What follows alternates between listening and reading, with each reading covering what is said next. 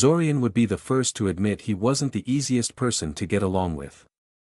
He was unsociable, irritable, and tended to assume the worst of people. He had always known that, even before he had died and gotten stuck in a mysterious time loop, but he had also always felt he was justified in his behavior. Indeed, if anyone had been foolish enough to criticize him about it before the time loop, he would have reacted with all the subtlety and grace of a disturbed rattlesnake.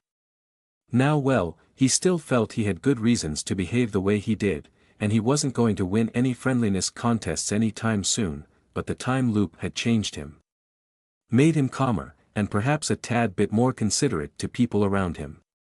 He hadn't had an argument with his family in years, his financial independence was all but ensured once the time loop was over, his growing magical prowess had done wonders for his confidence, and the sheer scale of his current problem made all his previous frustrations seem rather petty in comparison.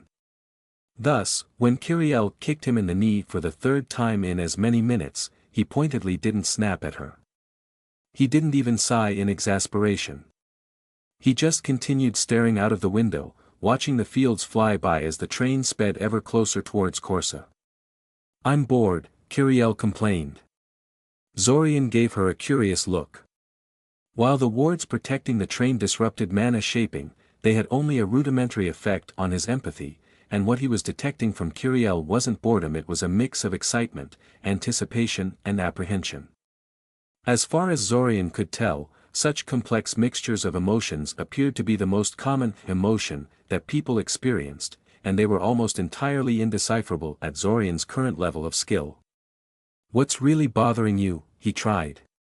Her mind immediately burst into a flurry of activity, and she opened her mouth to say something before losing her courage and lamely disguising her attempt to speak as a particularly deep breath. So she wasn't just being restless.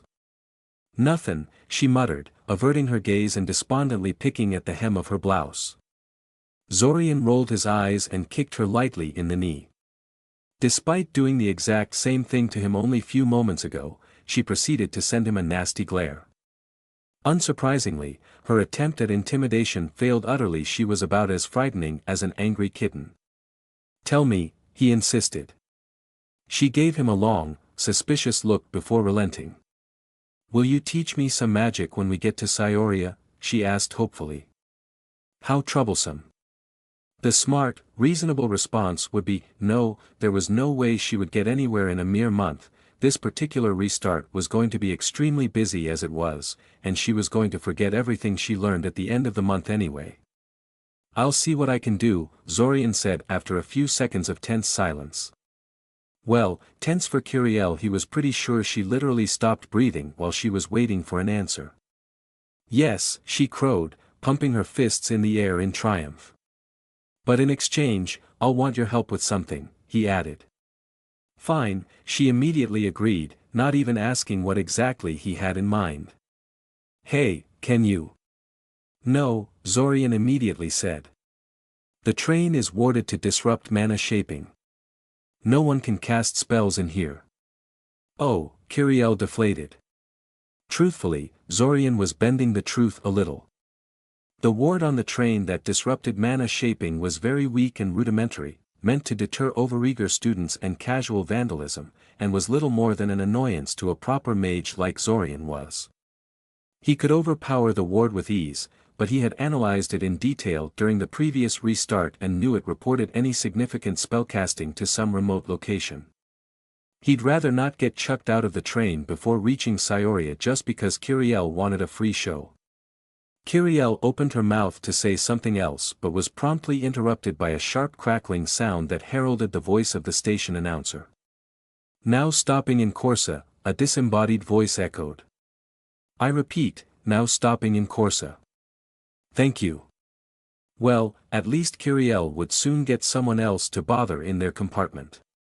"So many people," Kiri remarked, watching the throng at the train station through the window. "I didn't know there were so many people going to that school of yours." Zorian, who was amusing himself by trying to count the number of people on the train station using his mind sense, made an absent-minded sound of agreement.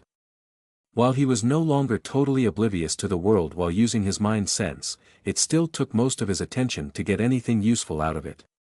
After half a minute of trying to separate the tightly packed mass of people into discrete individuals that could be counted, however, he decided the task was beyond him at his current level of skill and refocused back of Kiriel. "Why are mages so rare if there are so many people studying to become one?" she asked. "They aren't terribly rare," Zorian said. "It's just that most mages coming from rural areas don't stay there once they finish their studies. I totally understand them too. I know I have no intention of coming back to Siren when I graduate." "What? Why?" Kiriel protested. Zorian raised his eyebrow at her. "Do I really have to answer that question?" Kiriel huffed and crossed her arms over her chest in obvious annoyance. "I guess not. But that means I'll be all alone with mother and father then. That sucks." "Just pester mother to let you visit me often," Zorian shrugged. "She'll cave in eventually, especially since you'll be the only means through which they can maintain contact with me. Father doesn't care about either of us, so he'll follow mother's lead on this." Kiriel gave him a weird look. "I can come and visit you any time you want," Zorian confirmed. "You don't think I'm annoying?" she asked. "Oh no, you're definitely annoying," Zorian said, smiling at her mutinous expression. "But you're still the only part of our family I actually like. And I bet you find me annoying too." "Damn right," Kiriel huffed, kicking him in the knee again for good measure. They watched in silence as people boarded the train and sought out empty compartments for themselves and their groups. But soon enough such empty compartments dwindled in number and their compartment soon got additional passengers, Ivory, Byrne, and two other girls he never met up until this restart. That was a bit unexpected. He really only expected Ivory to be there. But no matter, maybe it was better this way. The more audience he had for this, the better. Now all he needed was an opening. He didn't have to wait long. "Well, your brother is far better than mine," one of the new girls said to Kiriel after his sister was done explaining who she was and why she was going to Scioria. "I'm pretty sure mine would have done just about anything in order to avoid taking his little sister along with him. I almost decided not to bring her, what with the whole Cult of the World Dragon incident," Zorian interjected. "But then I figured they're probably just a bunch of crazy idiots anyway. I mean, if it was so easy to summon an army of demons, all of Altazia would have been a burning wreck by now, wouldn't it?" All conversation stopped as everyone turns to stare at him like he had grown another head. Zorian feigned confusion and gave them all a blank look. "What?" he asked finally. "What exactly are you talking about?" Byrne asked carefully. "You didn't hear?" Zorian frowned, shifting uncomfortably in his seat. "The Cult of the World Dragon issued a threat, well, technically a proclamation of intent, but whatever that they intend to summon an army of demons on the day of the summer festival. The planar convergence scheduled to occur on that day will be the most powerful one in centuries. So this is apparently a once-in-a-lifetime opportunity for them." "You're serious?" Ivory half asked. Half stated. "It's what they said," Zorian shrugged. "And Scioria has a lot of those crazies running around. So I think I'm justified in being a little concerned." "Scioria has a lot of dragon cultists?" Byrne asked incredulously. "It's the hole," Ivory said with a sigh. "It's something of a holy location for them. Being a huge gaping hole in the ground of uncertain depth that continually spews mana into the air. They think it's a direct conduit to the heart of the world." "Wow. Good thing Ivory was here." Zorian didn't know that and would have had to make something up. He should probably read up on the cult's actual beliefs one of these days instead of simply thinking of them as a bunch of crazies. Know your enemy and all that. The conversation didn't linger on the cultists and their goals for long, and soon shifted to other topics. Zorian allowed it. Not interested in pushing the issue. He had no idea if this exchange was going to have any sort of meaningful effect on the restart. But it cost him nothing to try and start the rumor mill a little early. The first domino was set. Much like the last time Zorian had taken Kiriel to Scioria. Byrne and Kiriel decided to tour the train station for a while before they moved on to the city proper. By that time, of course, it was heavily raining. Unlike last time, Zorian was now in possession of a warding necklace that he had made while waiting for the departure time in Siren. So keeping the rain barrier up around the group didn't strain his mana reserves in the slightest. Consequently, he decided to be nice and didn't argue at all when Kiriel insisted they accompany Byrne to the academy. That's probably why Byrne asked about keeping in touch when they reached his destination and were about to separate. Zorian gave him directions to Amaya's place and told him to drop by when he had the time. He was pretty sure Amaya wouldn't mind in the slightest, and while Zorian himself didn't care much for the boy, he could see that Kiriel got along pretty well with the first year. And speaking of Amaya, their initial meeting went a lot better than it did last time. The fact they hadn't introduced themselves by frantically banging on the door and dragging water into the house probably helped with first impressions. Hell, she didn't even protest much when Zorian insisted he had something important to take care of and went out into the rain again. The important thing he had to do was speaking to the Arania to give them back their memories. But this time he bore additional gifts, 5 stone discs that acted as telepathic relays, drastically improving the ability of Arania to coordinate their actions across large distances. Naturally, the 6th disc remained in Zorian's possession, so he didn't have to descend into the sewers every time he wanted to speak with the Matriarch. You know, when I told you to contact me as soon as possible, I didn't really mean you should call me in the middle of the freaking night, Zorian sent to the Matriarch, putting as much of his annoyance and crankiness as he could manage into the message. He still wasn't very good at attaching emotions and images to his communication, but he was confident she would get the general picture of what he was trying to convey. I'm not sure about Arania, but we humans actually have to sleep during the night to function properly.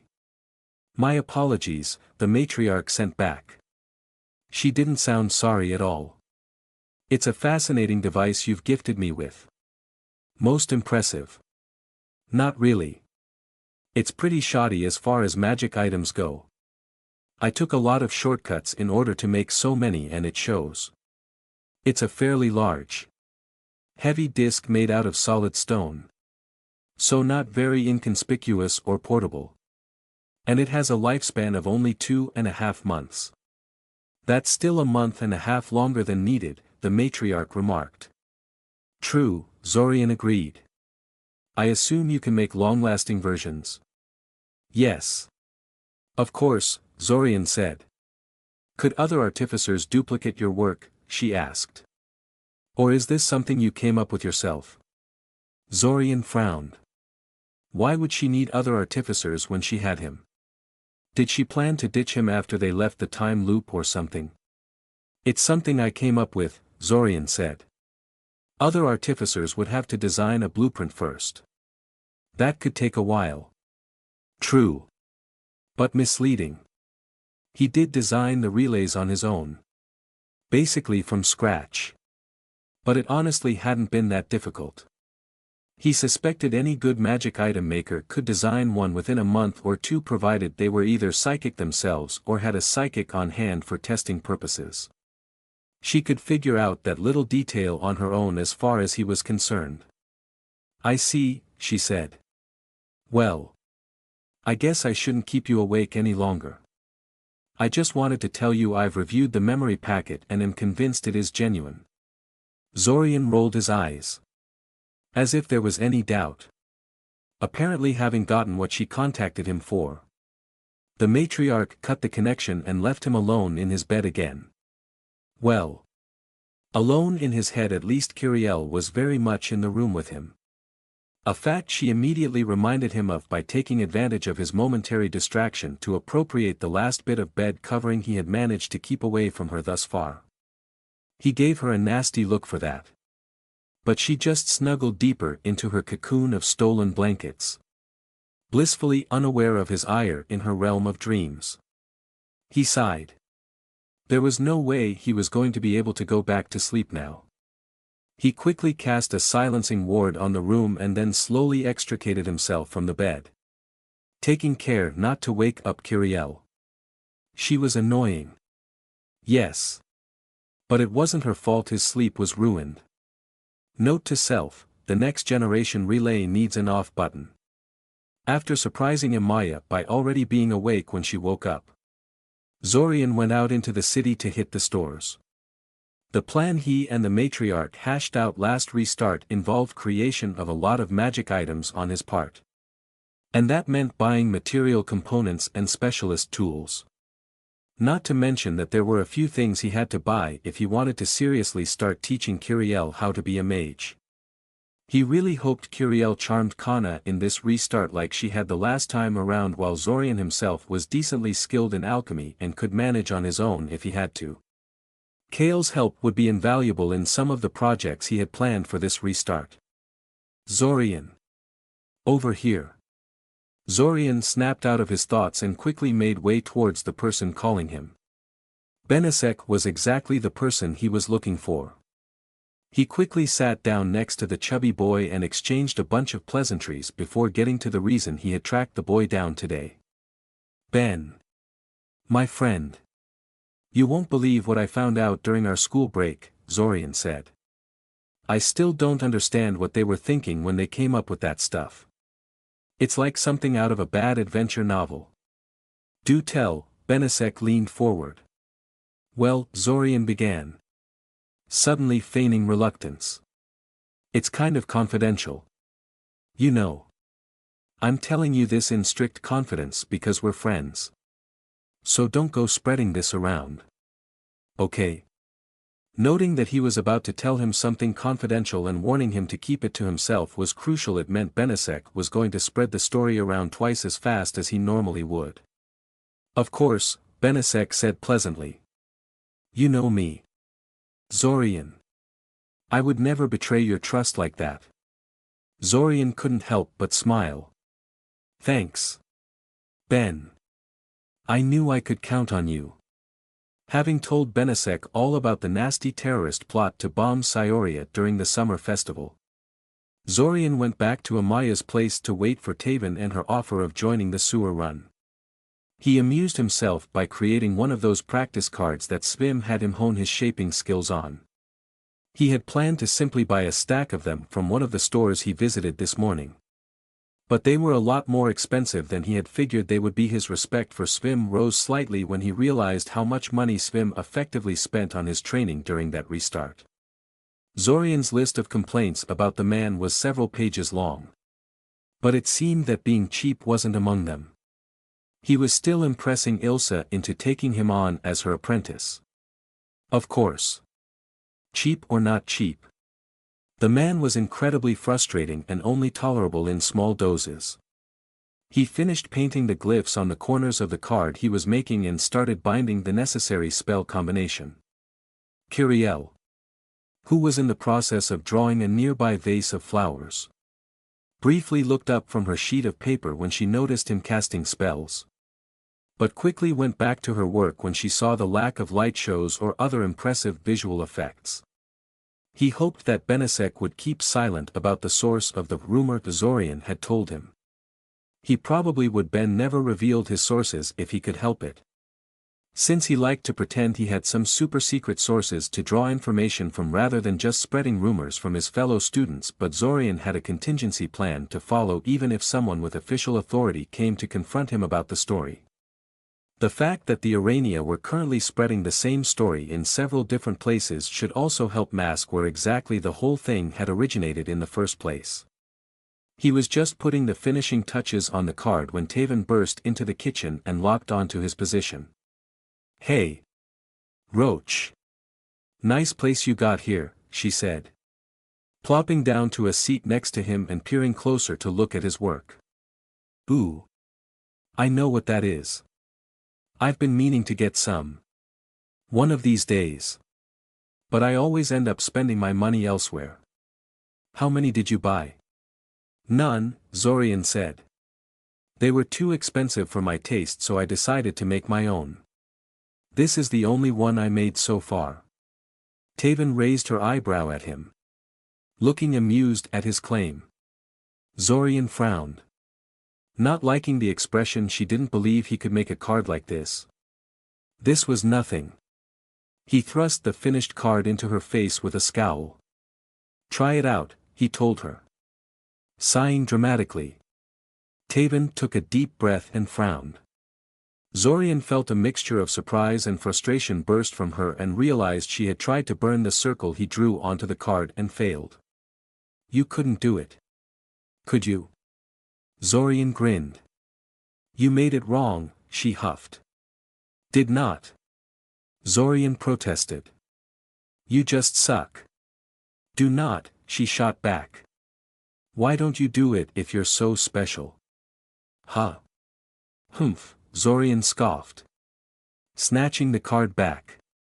He positioned the card so that she could see the results of what he was about to do, and in the back of his mind he noted that Kiriel had decided to see what the fuss was all about and was studying the card as well, and then flashed his mana into the card in a practiced manner. The circle and only the circle momentarily shone red from the heat before collapsing into ash. Zorian blew a gust of air into the hole to scatter the remains across the table and then smugly handed the spent card to Taven. He crossed his arms and waited for her reply. Ahem, a mature female voice interrupted the scene from behind him. You will. Of course. Clean up this mess you've made on my table. Won't you? Mr. Kaczynski? Oh. And I would like to warn you that I will bill you for any property damage you inflict on my material possessions with your experiments. Zorian turned and gave Amaya a big, friendly smile. She rolled her eyes at him and gestured towards the ashes on the table.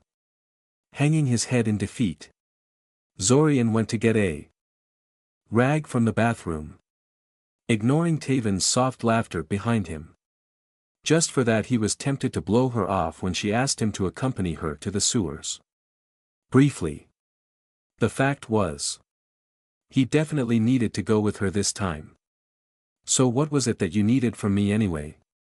Zorian asked, sitting down next to Taven again. Ah. Well. I was wondering if you'd join me on a little expedition. Zorian patiently listened to her explanation before revealing he had contacts with the Urania and requesting that they try talking to them first before barging in. Spells blazing. Much like in previous restarts where he had brought the issue up. Taven accepted him hanging out with giant sewer-dwelling spiders easily enough. But this time she also had an additional request. Since you apparently think you're good enough to walk around the dungeon all by your lonesome, meeting sentient monsters and gods know what else, I would like to test your skills a little, Taven told him. Plus, it doesn't hurt to know what your actual combat skills are if you're going to accompany me and my team into a potentially dangerous situation. You do know some combat skills, don't you? Plenty, Zorian assured her. Good. So come to my place tomorrow at noon so I can test you, Taven said. You're sure they're going to hand us the clock if we ask nicely? If they have it, said Zorian. That guy who gave you the job doesn't sound all that reliable to me. I don't believe for a second that he didn't know what the Urania are. Yet he still sent you go get a pocket watch from them. Either he's trying to get you all killed or hell. I don't know what his game is there. If the watch is something very valuable or very illegal, he might not want to send someone who could recognize what they are holding, Taven frowned. Just how dangerous are these spiders of yours? I mean, even if sentient, they're still bound to be vulnerable to burning and such. Maybe he thought we would just bulldoze through them without talking. Urania are all mages, Zorian said.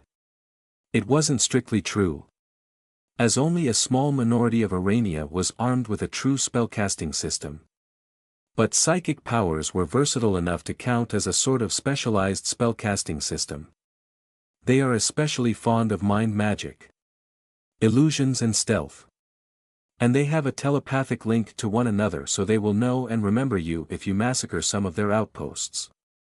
And then you'd have a bunch of magical spiders with a grudge looking to ambush you or lure you into a trap the next time you descend into the dungeon. Shit, Taven said.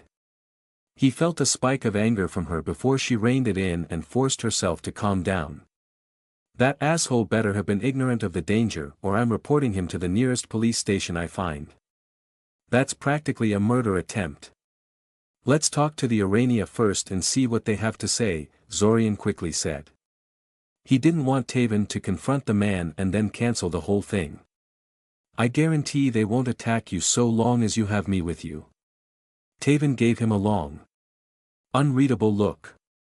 What? He asked. Nothing, Taven said.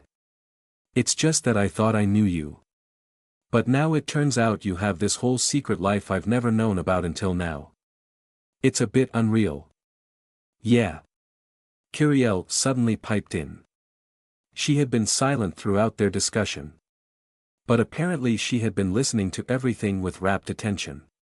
How come you never told your own sister any of this? Oh. That one is easy, Zorian replied smoothly. I didn't want mother and father to find out. So telling you would have been foolish. Do you have any idea how many times you've gotten me in trouble by spilling my secrets in front of our parents? Oh. Come on.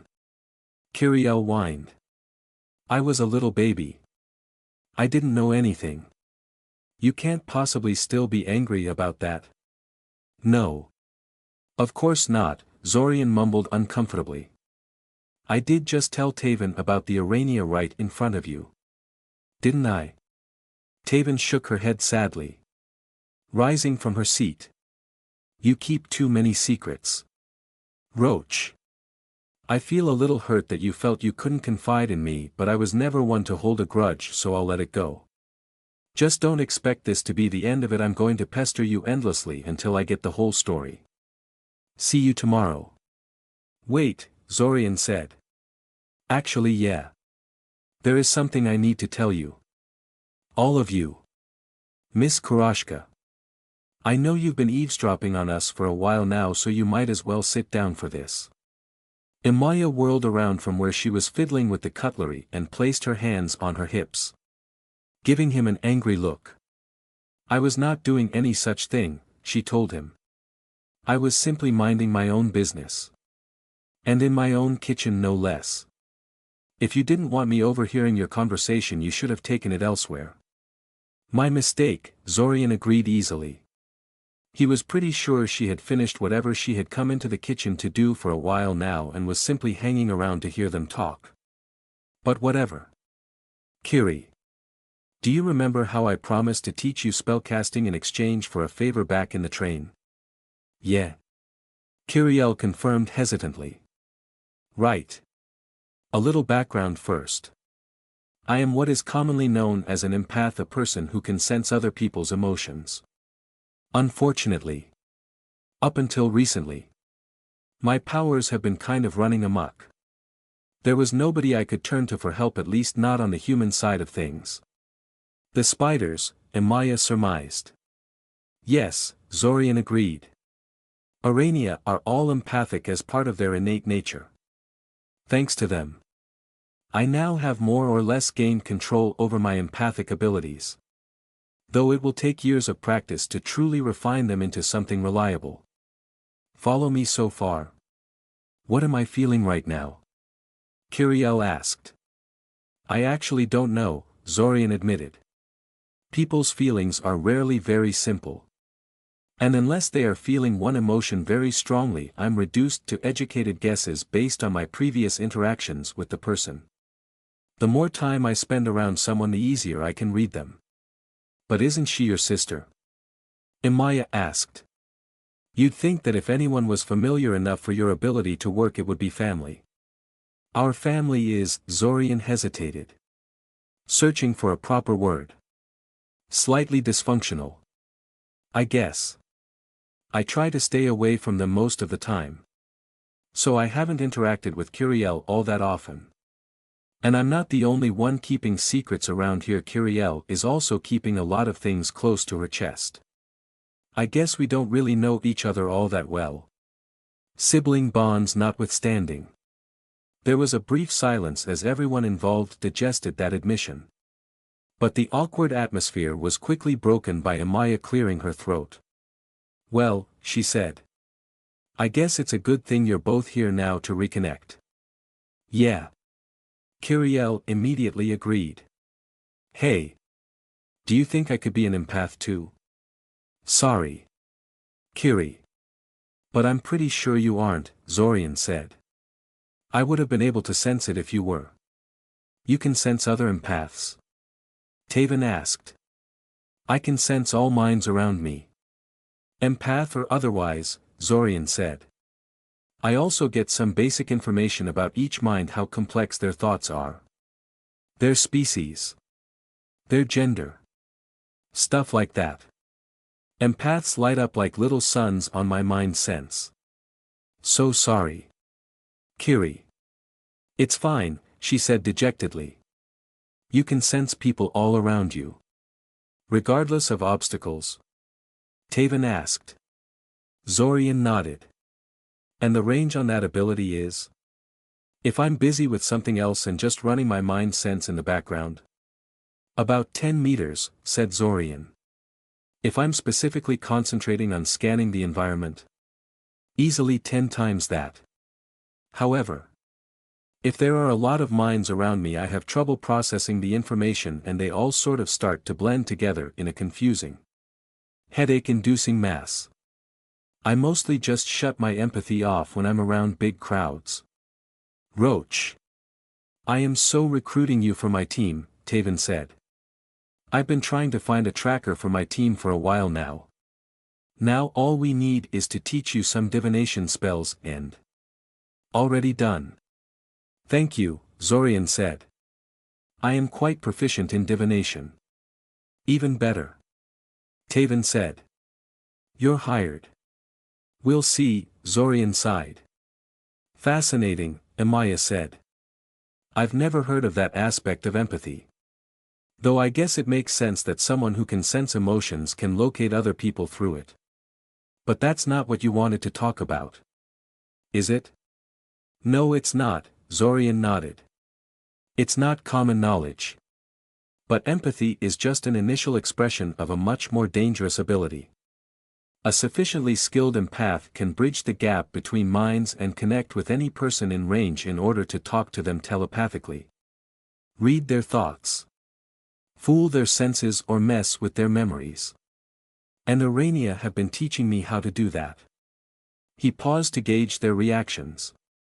Well. None of them were quietly panicking or burning with outrage. So that was encouraging. I have no intention of doing that to any of you without permission, Zorian said.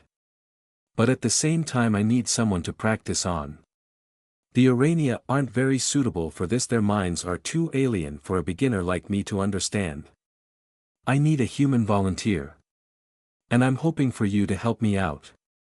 Oh sister of mine. You want to read my mind? Kiriel asked. To put it bluntly. Yes, Zorian said. And if I say no? Will you still teach me magic? Absolutely, Zorian said. It's a request. Not blackmail.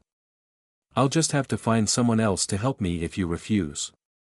Well. Okay, she said. I guess I'll help you.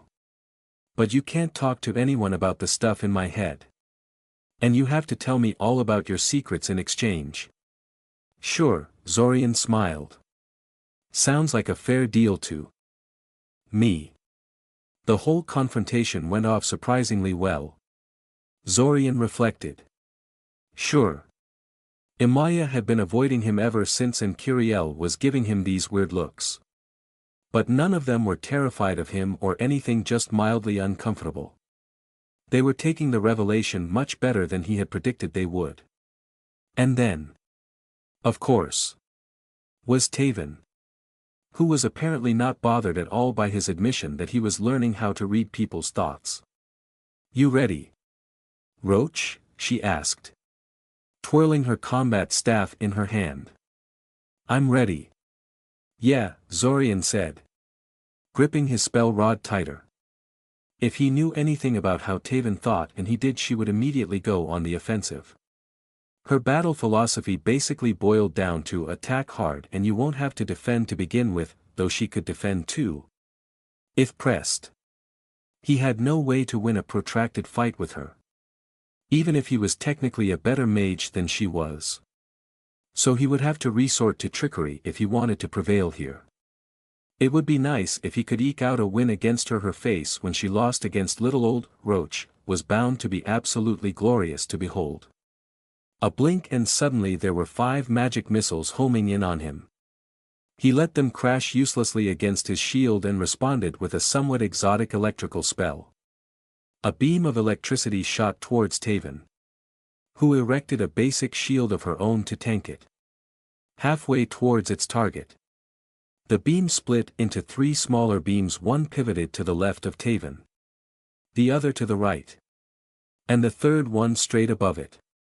And then they all changed their paths again and crashed against her from 3 different directions, completely bypassing the shield in front of her.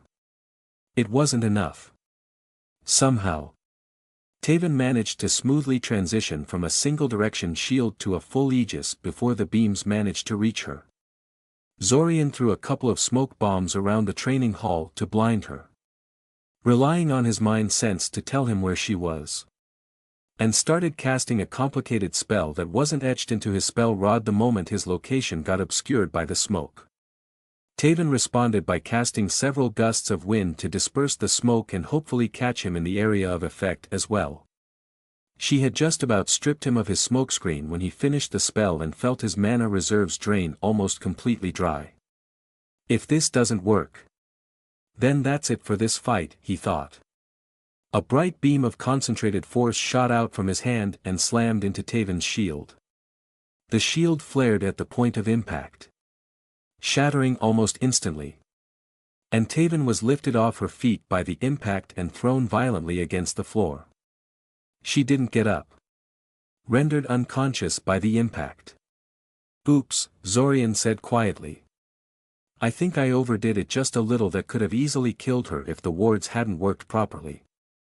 After casting a few divinations to make sure she was mostly okay and not bleeding internally or something like that, Zorian allowed himself to smile. He would have to work on his restraint, but it was a victory. And she hadn't been any gentler towards him in their previous fights, so she hardly had any right to complain about excessive force. He couldn't wait to see Taven's face when she woke up. Come on, Roach, Taven growled. Find those spiders of yours so we can be done with this mission. I'm getting sick of this place already. Zorian sighed and refocused on scanning his surroundings. This would be going faster if Taven stopped snapping at him every so often. Talk about being a sore loser. Hey, a male voice whispered into Zorian's ear, breaking him out of thoughts. What happened between you and Taven to get her so bothered? Anyway. Zorian glanced at Grunt and considered how to answer for a second. He decided to be blunt and truthful. I beat her in a spar, he said. She thinks I cheated. Grunt gave him a considering look. You beat Taven in a spar? Aren't you a third year? Sure am, Zorian agreed, before he noticed a familiar presence on his mental map. Oh hey. There they are. After the initial introductions were done, Taven immediately moved on to the reason they were down in the tunnels in the first place. Only to get disappointed. So you don't have the watch? Taven asked. Alas. I'm afraid the next group of attackers managed to break into our treasury and escaped with a great many of our artifacts, the watch we claimed from the thief being among them, the Matriarch said regretfully. I do know where their base is. However, this was all a bunch of bullshit. Zorian knew. The watch was indeed somewhere else, specifically in one of the forward outposts that the invaders used to launch attacks on the Urania, but it was there because the Urania had put it there. The idea was for Taven and her group to stumble onto the outpost. Realize they're stumbled onto something bigger than they could handle and then report it to the authorities. It was Zorian's job to make sure Taven and her group survived the encounter with the invaders. How convenient, Zorian scoffed. That getting the watch involves taking out one of your enemies in the process. A happy coincidence, the Matriarch said easily. We both get something out of it. After all, you get the location of the watch for free. And I get to deal with one of my problems without risking my web. Now, do you want the location of the base or not? Just who are these enemies of yours? Anyway? Taven asked. I don't know exactly, the Matriarch said. The attackers consisted of a mage controlling 2 war trolls. But the base is guaranteed to have more forces than that. War trolls. Taven blanched. Hell. That is way more than we signed up for. The guy is definitely not paying us enough to confront a couple of war trolls with mage support, Mumble said quietly. Maybe check it out anyway. Zorian tried. Like. From a distance. I may be able to tell how many forces there are in the place. Yeah, Taven said after considering things for a few moments. Yeah. We should check it out at least. No offense to the Matriarch here. But a bunch of guys running around the sewers with tamed war trolls sounds a bit implausible. Maybe she saw something else. I suppose it's possible, the Matriarch allowed. I haven't actually seen trolls before. And wasn't personally present when the incident occurred. But they sounded very much like the trolls humans speak of. Right, Taven nodded. Where did you say this base was again? The base wasn't actually in the city sewers. That part of the dungeon was somewhat patrolled and monitored. And it would have been impossible to hide a large mass of soldiers there for an appreciable length of time. For that matter, the Urania didn't actually live in the sewers either. Although they considered them part of their territory. Instead, both the Iranian home base and the various invader outposts were situated in what was known to Scioria authorities as the intermediary layer. It was not particularly rare for mages to descend into the intermediary layer. But it was not a common occurrence either. The intermediary layer was too dangerous for a casual stroll by an unarmed civilian. But mostly devoid of anything valuable that would attract dungeon delvers and other adventurers. The city hired mercenaries to sweep through the place every few years and get rid of any obvious threats that had set up residence. And they usually also picked the place clean of anything valuable, leaving a great expanse of little value for those who wanted to challenge themselves against the denizens of the underworld and search the place for riches. There was the hole and its direct access to deeper levels that hadn't been picked clean over the decades. Most of the visitors from the city consisted of an occasional thrill-seeking student and an occasional patrol to keep an eye on things. The invaders chose the timing of their invasion well. The city was so focused on the summer festival and its associated problems that it didn't pay attention to what was happening in the dungeon at all. This would normally not be such a problem, as very few problems could spring out of nothing in a couple of measly months, especially with little to no indication that something big was happening. But now. Holy shit, Taven whispered, peering from behind their cover to look at the camp again. They've got a freaking army there. Get down. You idiot, Grunt growled at her, pulling her down behind the rock they were using as cover. Do you want them to see you? If they notice us, we're dead. There must be at least 100 trolls down there and at least 20 handlers.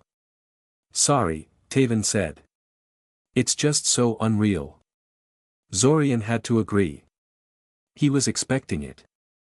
And he was still surprised at the scale of what they were seeing.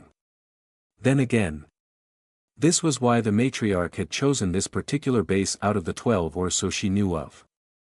The others were smaller and much better hidden. But this particular base was situated in a large open cavern and had enough artificial illumination that a human observer could see the whole camp easily from a sufficiently high vantage like the one they were using. For example, In fact, the vantage point they were using was pretty much perfect for observing the camp.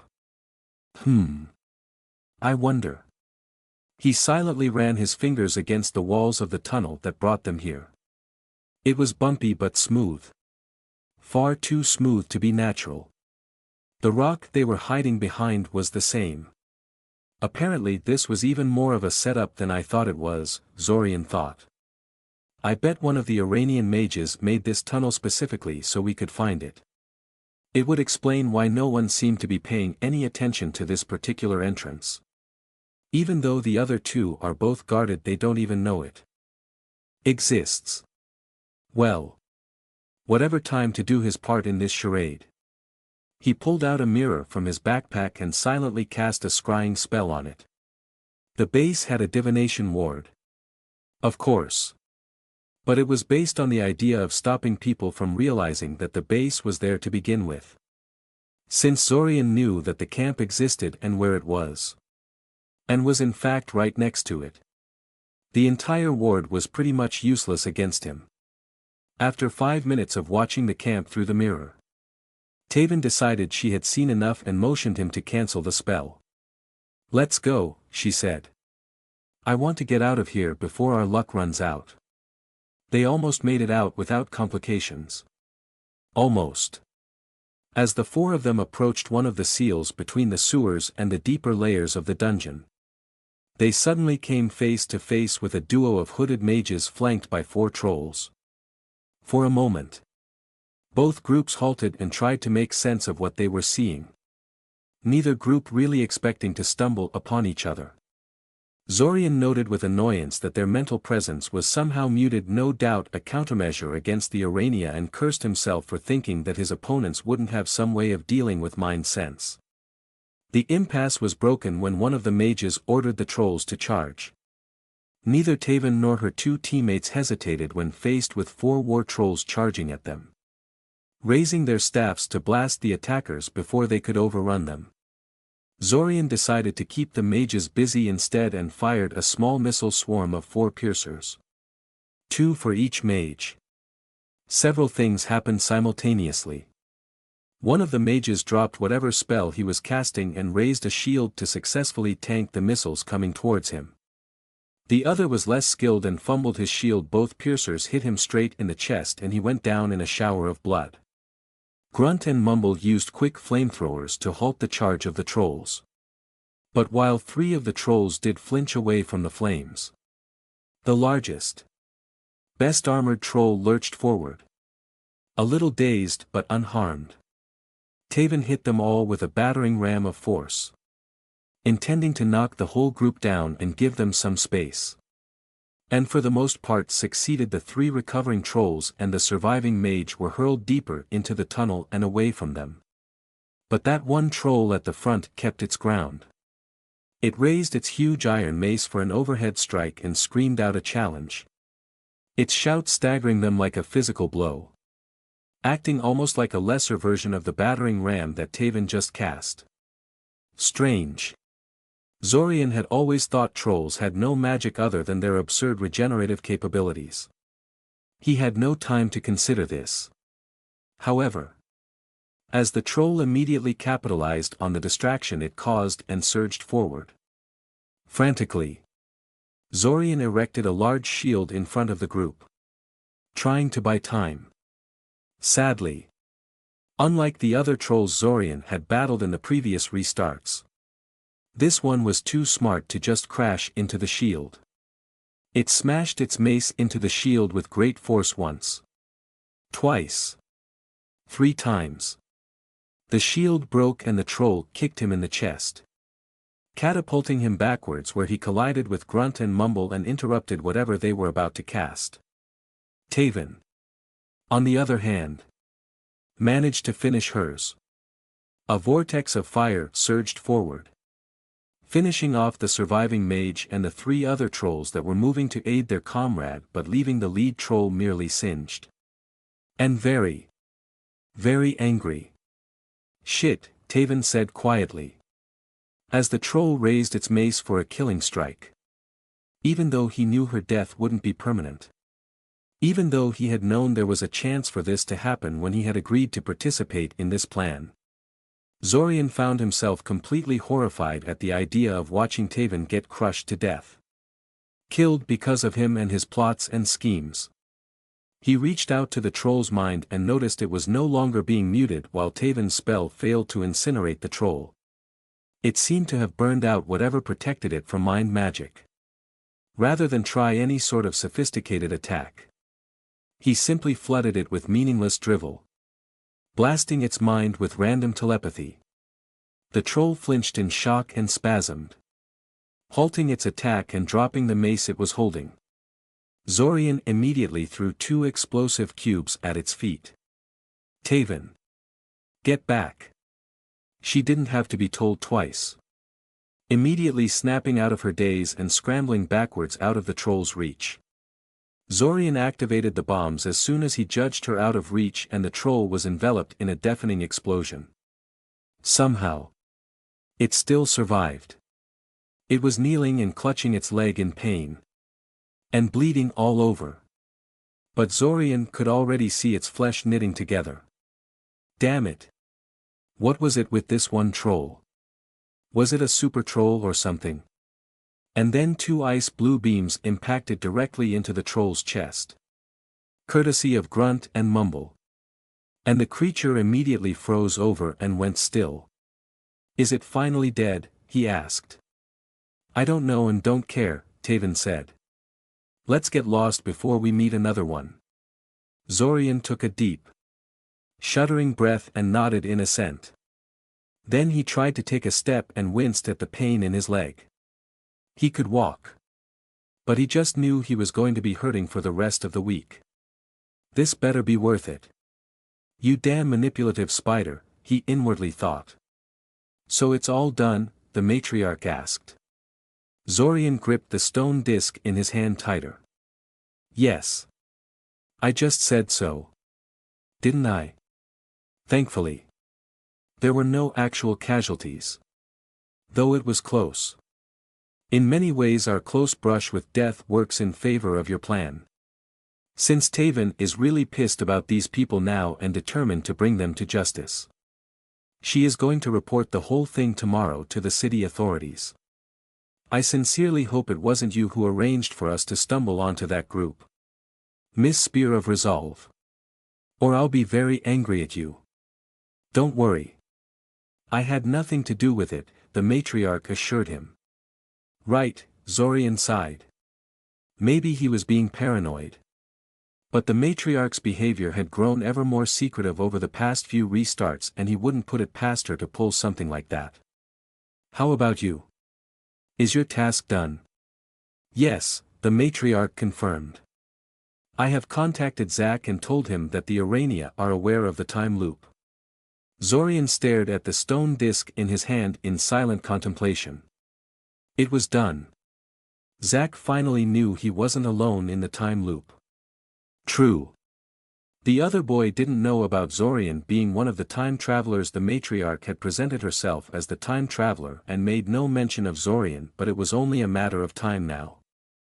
There was no way that Zorian could fool the other boy for more than a couple of restarts now that the idea of there being other time travelers was no longer totally ridiculous in Zack's mind. Assuming he even wanted to. After all, if this plan of theirs worked and the third time traveler was neutralized, there would be no reason not to introduce himself to Zack immediately afterwards. So, Zorian said. How did Zack react to your introduction? Confusion. Surprise and outrage, the Matriarch responded. He had pretty much figured out that there was someone else looping beside him. It was the only way to explain all the wide-scale changes that had been happening in the last handful of restarts. He was very confused about how they came to be and why they didn't come to talk to him. Though. And was considering doing something eye-catching to get our attention. The idea that the other time traveler is a giant talking spider caught him off guard, but I don't think it will be a problem in the long term. He didn't seem to be arachnophobic or a human supremacist. Anyway. He was pretty angry when I told him there was a third time traveler and that he had been mind-wiped by them. So I cut our meeting short so he can cool off a little. Understandable, Zorian said. I know that Arania consider memory editing to be business as usual. But humans tend to flip out over such things. Do you think he bought your story about you being the other time traveler? Actually, I said there are several Arania time travelers. That I had a way to bring other people into the time loop. Technically true. And makes us look like a bigger threat. Not sure if that was really necessary, Zorian mused. Or even wise. What we have planned already should be sufficient to annoy the third time traveler into confronting you. Making yourself look more dangerous than you already are is just going to make him more cautious and dangerous. You're overthinking things, the Matriarch said. We're trying to set a trap. Not engage the enemy in battle. Given that our enemy hasn't responded to our provocations so far. I think that getting him to take the bait is a bigger priority than worrying what happens once he does. As you have yourself stated. And as Zack has learned so painfully over the course of this time loop. There is only so much a single mage can tackle on his own. However capable our opponent is. He's not walking off from a well-prepared ambush. Right, Zorian said dubiously. He was far less certain than she was about that plan. But it wasn't like he had a better idea. And besides, maybe having one of her plans blow up in her face would make her more forthcoming with information in the next restart. So do we have Zack's support on this? He will help. Yes, the Matriarch confirmed. I didn't really have to offer anything to make him cooperate. He even asked for a list of targets so he can help us soften up the invading forces before the actual invasion date. Very earnest and straightforward. That boy. Quite unlike you and your rampant paranoia. I might add. Zorian narrowed his eyes. Gripping the stone disc in his hand a little tighter. Was that it? Was the Matriarch trying to replace him with Zack? Someone more trusting and easier to manipulate? Was Zorian going to be next on the chopping block once the threat of the third time traveler was gone? That settled it, he was going to reveal himself to Zack sometime soon. Regardless of how this ambush turned out. There was an advantage to anonymity. Yes. But it was massively outweighed by the danger of allowing the Iranian Matriarch exclusive access to Zack. That could end up very badly for Zorian. You've been silent for a while, the Matriarch noted. You do know I was just teasing you. Right? I was just thinking, Zorian said. Thinking about how glad he was they were communicating through the relays at the moment. It made it next to impossible for the Matriarch to read his thoughts unless he specifically sent them to her. It wasn't really a safeguard he consciously installed. More like a consequence of their shoddy construction. But Zorian was pleased with the end result all the same. What about the money? I'll be running out of savings soon. You know. I'll be able to get you about 20,000 pieces by the end of the week. Will that be enough? For the ingredients? Sure, confirmed Zorian. If we have to hire experts. Though. I'm not so sure. Good experts are expensive. Especially if you're hiring them on a tight schedule or expect them to be discreet. Hopefully Kale will agree to help us. Or else I'll probably have to hire an alchemist. I'll leave that to you, the Matriarch said. You understand the problem far better than I do. There was a brief silence as both Zorian and the Matriarch considered what to say next. If anything. Listen, the Matriarch suddenly said. Did you know that the Arania sometimes scatter small memory packets into the minds of their males? Zorian blinked. What? What did that have to do with anything? No, said Zorian hesitantly. I can't say that I did. Well, they do, the Matriarch said. It's a pretty good way to leave secret messages if you know what you're doing.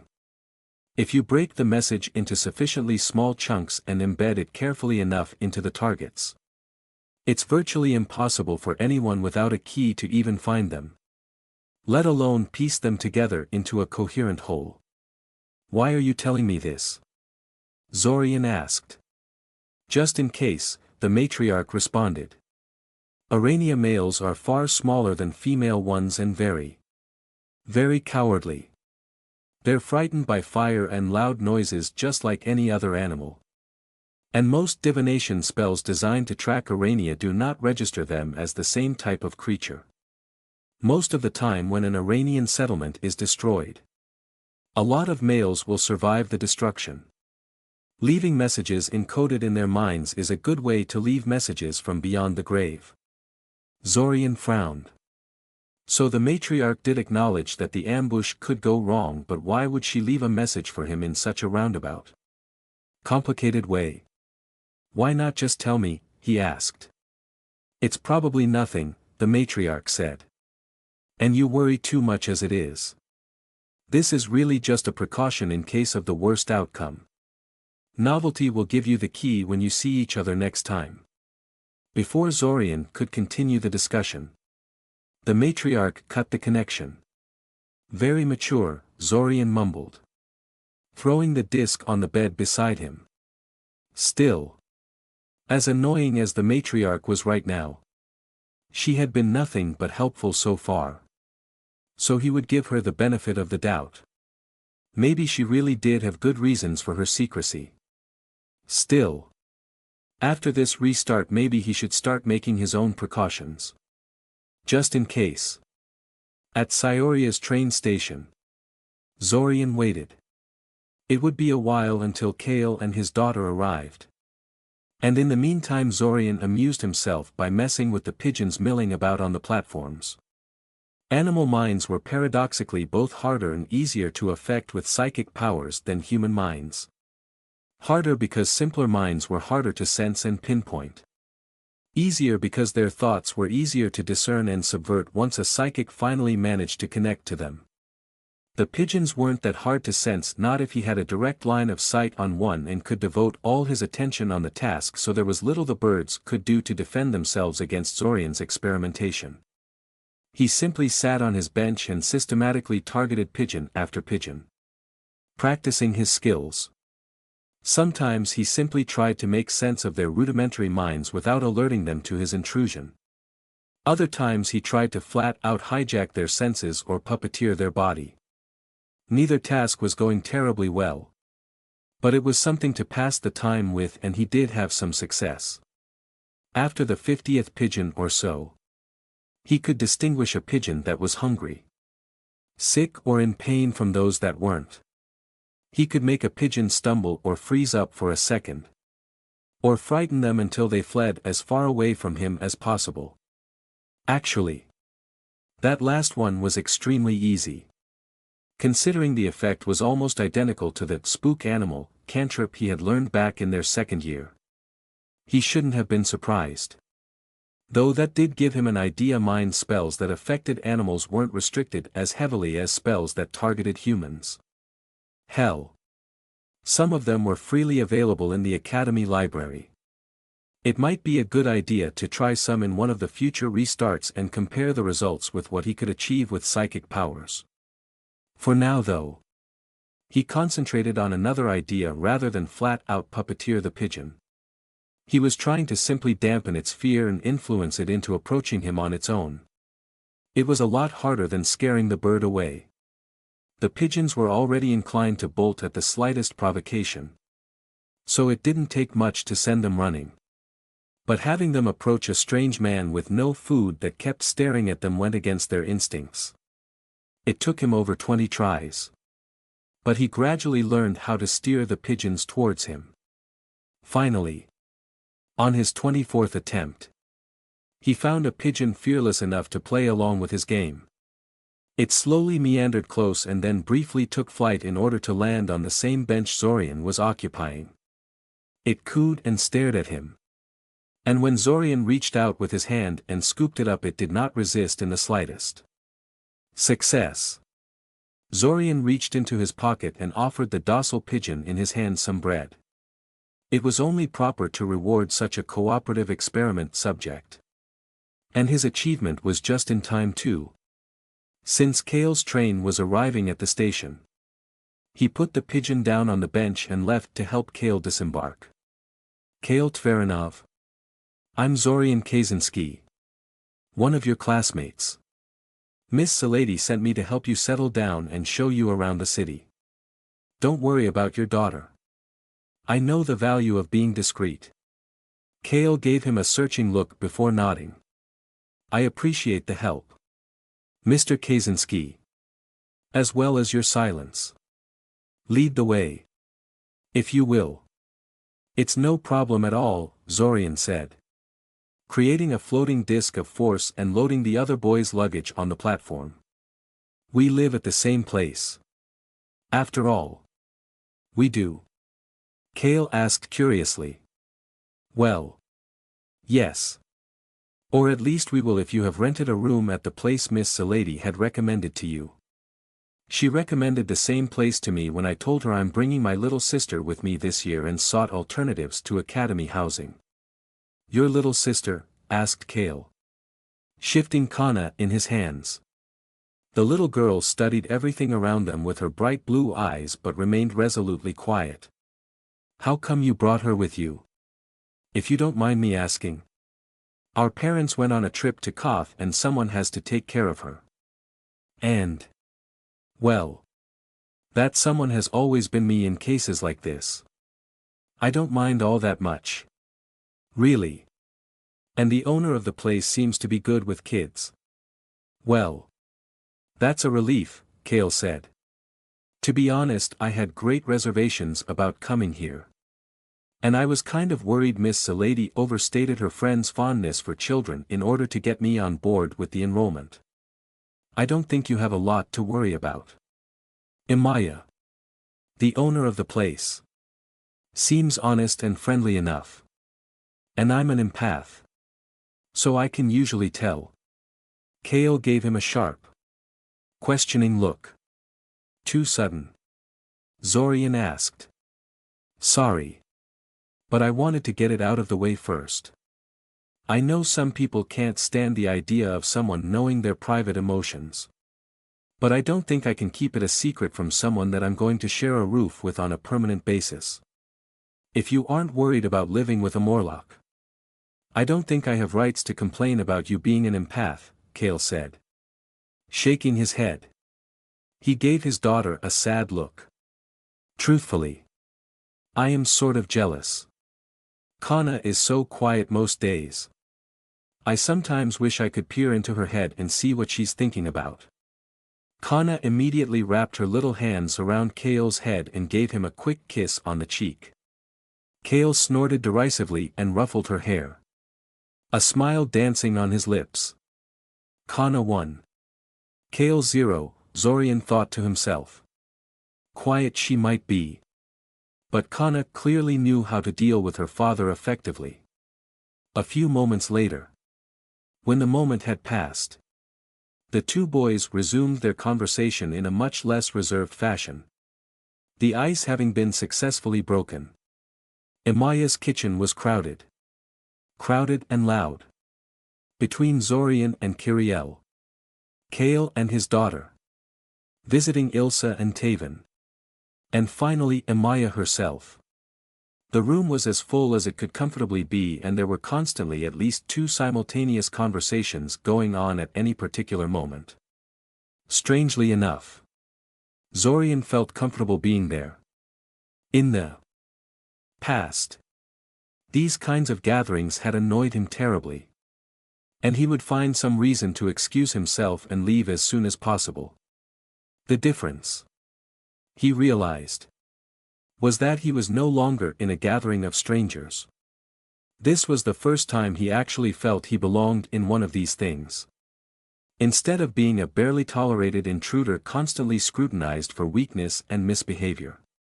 He still remained mostly quiet. Of course. But it was a comfortable silence. And then grunt and mumble hit it with polar beams and froze it solid, spoke Taven animatedly. I don't know whether that really killed it. But it put it out of the fight long enough for us to run for it. Most harrowing experience of my life. Let me tell you. I'm really glad Zorian was there. If I had chosen any other third-year student as filler, I don't think I'd have survived that encounter. Zorian fidgeted in his seat, a little uncomfortable at the praise. If it weren't for him, Taven wouldn't have encountered that troll in the first place. So he didn't feel like he had done her any favors. While it's indeed impressive that Zorian can contribute in such a fight, I'm going to have to insist you refrain from bringing him along to your dungeon delving in the future, Ilsa said with an amused smile. He's my apprentice now. And it would look absolutely terrible on my record if I let my apprentice be killed by a rampaging troll or some other monsters immediately after signing the contract. Yeah, Taven fumbled. Well, I have no intention of going down there for a while. I reported the incident to the police. But the cleanup will probably take months. And the place is too dangerous for me and my group at the moment. A wise decision, Ilsa nodded. She then shifted her attention to Zorian. And the same principle holds for you. I don't want you taking such risks in the future. I will ignore the issue this once. Since you were helping a friend and the situation escalated beyond anything that could reasonably be expected. But from now on consider all excursions into the dungeon forbidden until further notice. Of course, Zorian immediately agreed, having no intention of actually honoring the restriction. And I want you to consult me before doing anything similarly dangerous in the future, Ilsa warned. Is there anything else I should know about? Not really, Zorian said. Ilsa gave him a hard stare. Maybe he should throw her a bone to distract her with before she starts actually monitoring him. Well, I'll be meeting my Arania tutor on a regular basis. But she's totally harmless. Wouldn't hurt a fly. Despite being a giant spider. Ah yes. The spiders, Ilsa said with obvious distaste. Don't worry. Imaya has already told me about your condition. I wanted to speak to you about that. But I'll wait until we can meet in a more private setting. Zorian nodded, appreciating Ilsa's discretion. Kale still didn't know about the full extent of his mental abilities and Zorian didn't believe this was the time to reveal them. He was kind of disappointed that Imaya had told Ilsa about his condition without asking for his permission. It was by no means unexpected. But still disappointing. I'm curious, Kale said. If your teacher wouldn't hurt a fly, what does she eat? I'm pretty sure all spiders are strict carnivores. Mostly rats and stray dogs, Zorian said. Rats? Kiriel asked in disgust. I'm told rats can get pretty big in Scioria, Zorian said. Oh boy. Can they ever, Taven confirmed.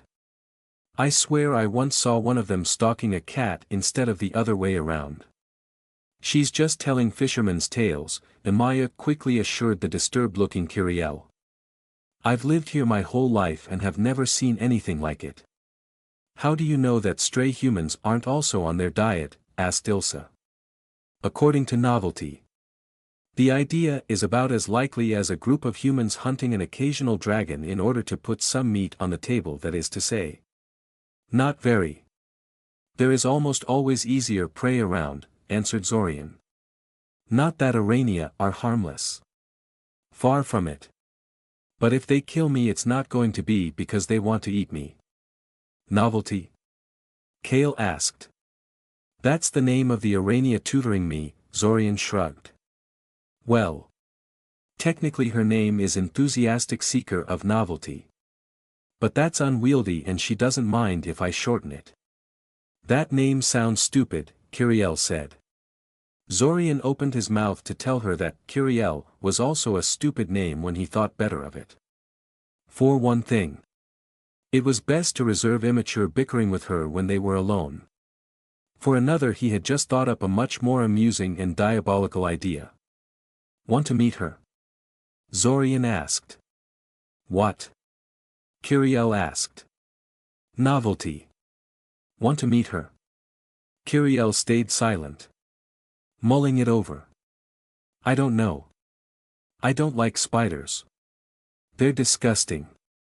Well, okay, Zorian shrugged. I just figured you'd jump at the chance to meet with a member of a reclusive race of magical creatures that very few humans can boast speaking to. Once in a lifetime opportunity and all that. But I guess I understand. Well, Kiriel fumbled. Actually, I changed my mind. She's not going to try to touch me. Is she? Of course she was going to try and touch her. Novelty wanted to touch everything. By her own admission, she once stuck one of her legs into an open flame in order to see what would happen. I'm sure she'll keep her distance if you ask politely, Zorian told her. How he kept a straight face after telling her that he'd never know. Sometimes he surprised even himself. The conversation continued for a while after that. But eventually began to peter out. Ilsa and Taven excused themselves and left. While Kiriel amused herself with trying to teach Kana how to draw. Of course. Unlike Kiriel, Kana was a typical child with age-appropriate, that is to say, appalling, drawing aptitude. But neither Kiriel nor Kana seemed discouraged by that. Zorian excused himself and went to his room to see if he could get some work done before Kiriel came looking for him. It was not to be. Though barely a minute after he had sat on his bed, Kale showed up and knocked on the doorframe to get his attention. Am I interrupting something? He asked. No. I was just considering what to do with myself. Did you need something? Asked Zorian. Sort of, said Kale. I just came to tell you that you don't have to dance around the issue of your mind magic anymore. I already figured out you're not just an empath. Kiriel told you. Didn't she? Zorian sighed. Not so much told me as gave me enough clues to figure it out. She's a chatty kid. But there is no need to be angry at her. It's not like I'm going to turn on you just because you're learning how to read people's thoughts. Thanks, Zorian said. Although quite frankly, it would be kind of hypocritical of you to shun me for dabbling in forbidden magics. Mr. Junior Necromancer. Kale immediately flinched back in shock and gave him a wide-eyed look. What? There is no way. Zorian gestured him to quiet down and Kale immediately shut up and peered down the corridor to make sure no one had been listening. Zorian knew they hadn't been. He could feel that all of the other residents were still back in the kitchen. His scrutiny done, Kale quickly stepped into the room and closed the door, leaning heavily on it. How? He asked. He sounded more panicked than menacing at the moment. But Zorian knew that could change at any moment if he didn't get a satisfactory answer. Do you know the arcane lock spell? Zorian asked. Yes, Kale said. Still sounding rather dazed. Lock the door. Then. And I'll make sure we're safe from any stray divinations, Zorian said. And immediately started casting a temporary divination ward at the room. It wasn't anything fancy. But it would ward off simple scrying attempts and hopefully notify him if anything more complex targeted them. Not that he really thought they would need it. But it was good practice and you could never be careful enough. 5 minutes later the room was as secure as Zorian could make it on such quick notice and Kale looked increasingly impatient. Zorian decided to get on with it. He opened his mouth and began to speak. Let me tell you a story of lost time and a month that refuses to end. Unpaid teenage labor was an age-old tradition among mages. While the ancient apprentice system had largely been replaced with specialized magical academies. And the quality of young mages had improved drastically as a consequence. There were some things that simply couldn't be learned in the classroom. For things like that, a mage needed a mentor, someone to show them the tricks of the trade. Teach them unique skills and spells they had developed and did not share lightly with others. Or just plain connect them with the right people. Said mentors usually had plenty of work they considered beneath them. Ideally of a sort that took advantage of their students' magical ability and prepared them for their future vocation. Ideally. As Zorian trudged towards his classroom, half an hour before any of his fellow classmates, he reflected on the fact that life was rarely ideal. In practice, a lot of work given to apprentices consisted of chores that their mentor thought beneath them or various busywork. The duties of the class representative, for instance, were largely one giant waste of time. In the previous restarts, this fact didn't bother him all that much. The job was fairly easy so long as you didn't take it as seriously as a Koja did, but this time he had so many things vying for his attention that he resented this additional duty being piled up on top of it all. Maybe he shouldn't have talked Ilsa into taking him as her apprentice this restart, but well, what's done is done. He yawned. He supposed he was just cranky today since he had gotten very little sleep last night. His conversation with Kale literally took hours since the other boy wanted to know absolutely everything and kept asking for details. While Zorian didn't begrudge the other boy for wanting answers and considered the time well spent, he kind of planned to use that time to read through the research assignments he had collected from his classmates on behalf of Ilsa. Assignments he had to give to Ilsa today, complete with corrections and grade recommendations.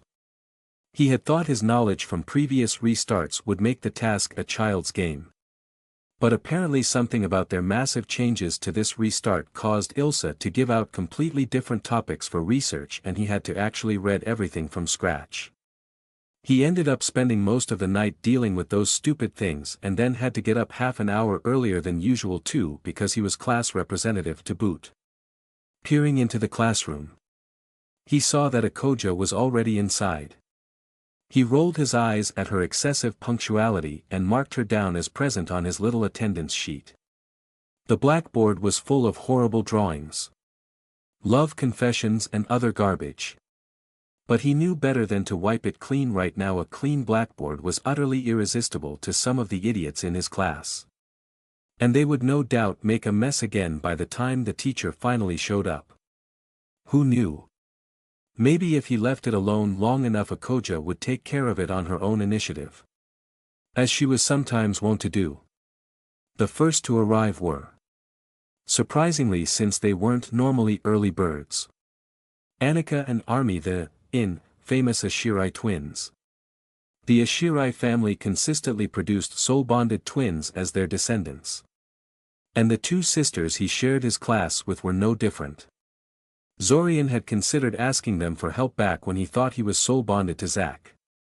Or at least questioning them about the mechanics of soul bonds. But eventually decided it would be a bad idea. For one thing, Mage families tended to jealously guard their family magics. And it was obvious that the Ashirai family was trying to become an official house with their own magical specialty centered around their soul bonds.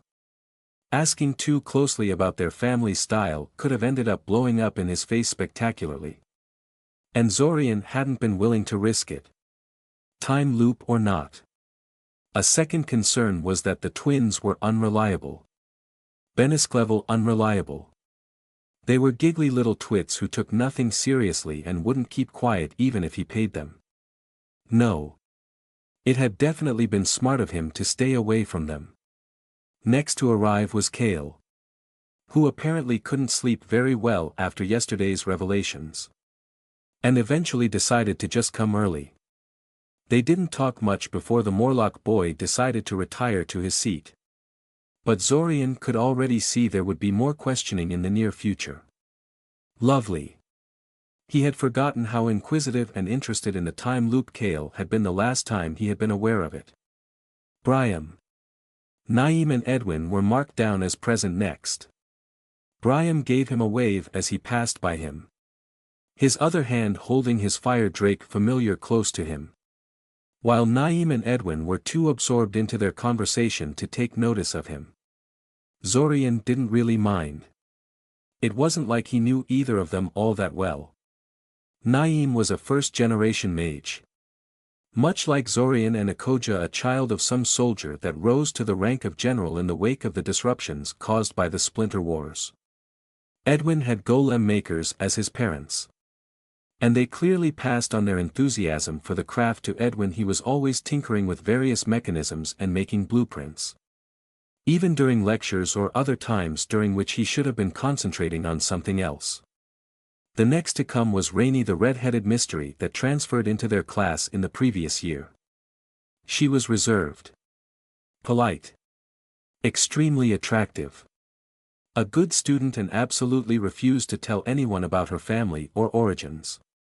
The only one who knew anything concrete about Rainy was Kiana, another of his female classmates. And she was resolute in her silence. And so it went. Student after student. Until the list was complete and he could finally slip inside and try to rest for a bit before class started.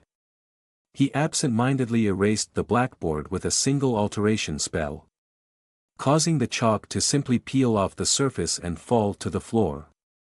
And sat down to wait. No. Ben. You cannot turn in your assignment a week from now, Zorian growled. The deadline was yesterday. I have to hand them over to Ilsa today. Don't you see the problem here? Come on. Zorian. This is what friends are for, Benesek complained. What good is having your best bud as the class rep if you can't ask him to cut you some slack? You're not asking for a favor. You're asking for the moon, Zorian told him, giving him a flat stare. I cannot help you in this regard. But I really can't get another demerit, Benesek said, giving him a hopeful smile. Tough, Zorian said.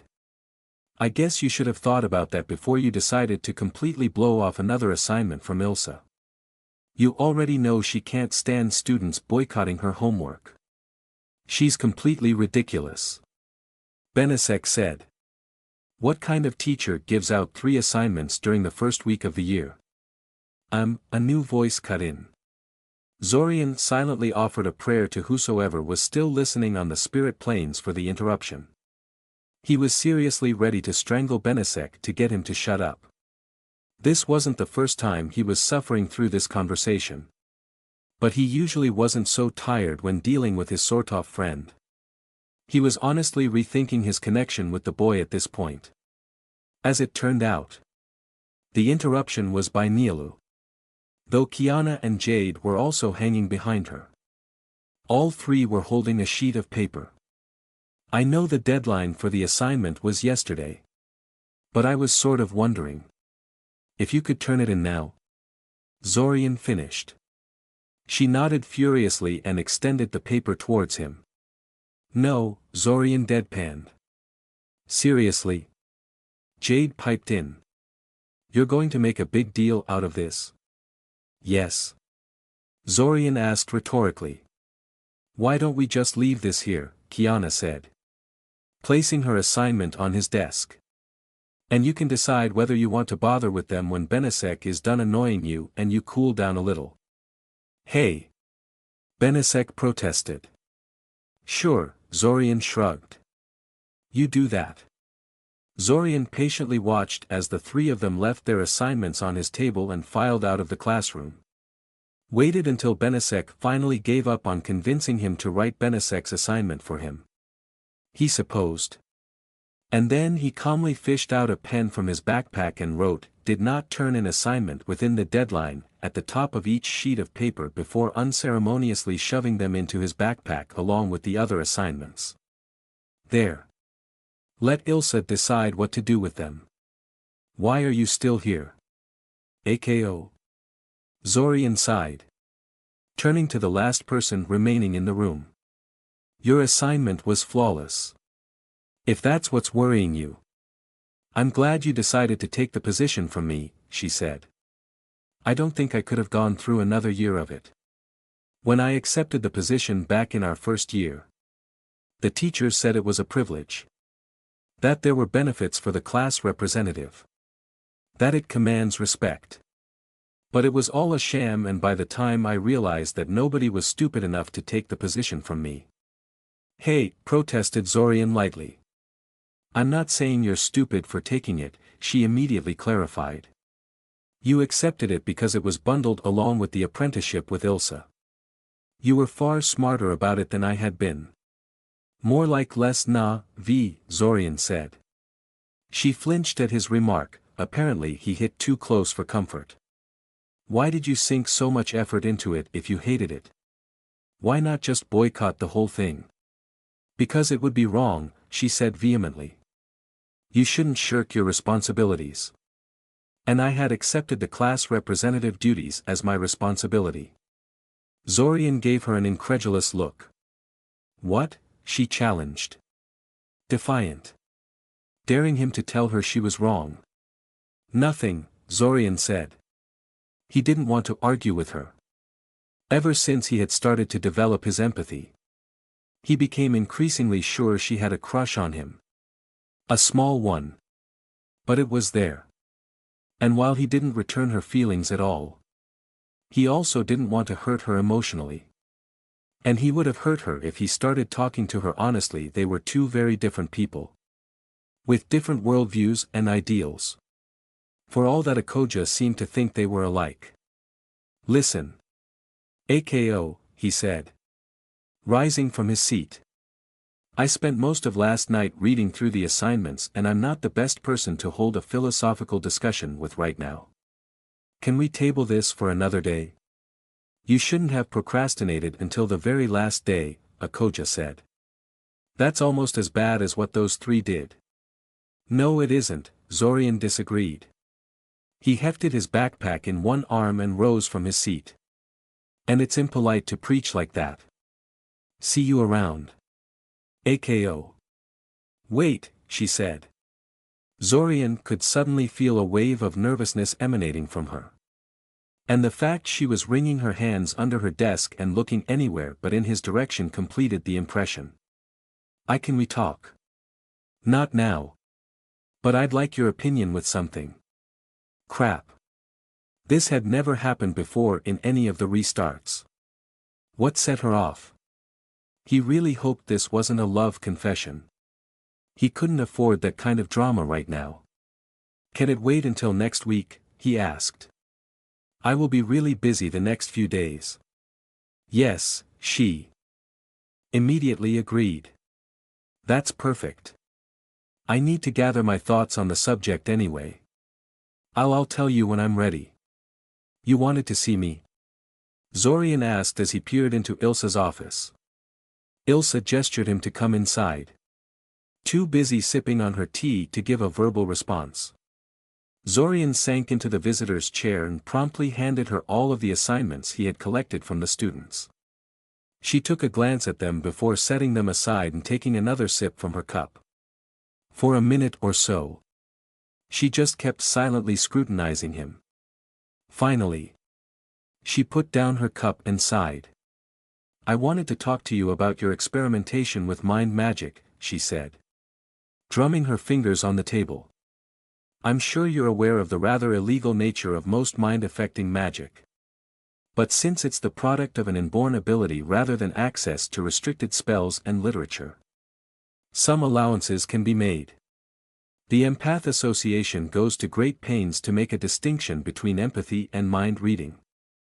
And to claim one is just a logical extension of the other is novel. And more than a little controversial. Nonetheless, my discreet inquiries into the subject have discovered there is indeed a known link between the two abilities, so your story holds water. Technically, empathy and mind reading are indeed different. Empathy is a passive skill with no mental intrusion involved.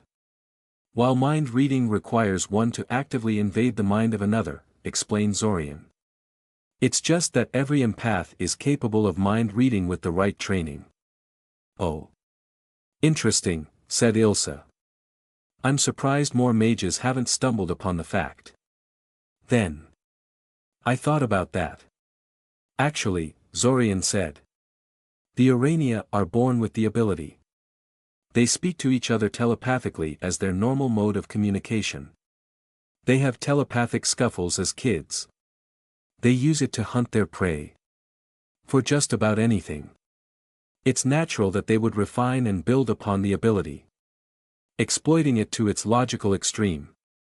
Human empaths, on the other hand, are rare and isolated.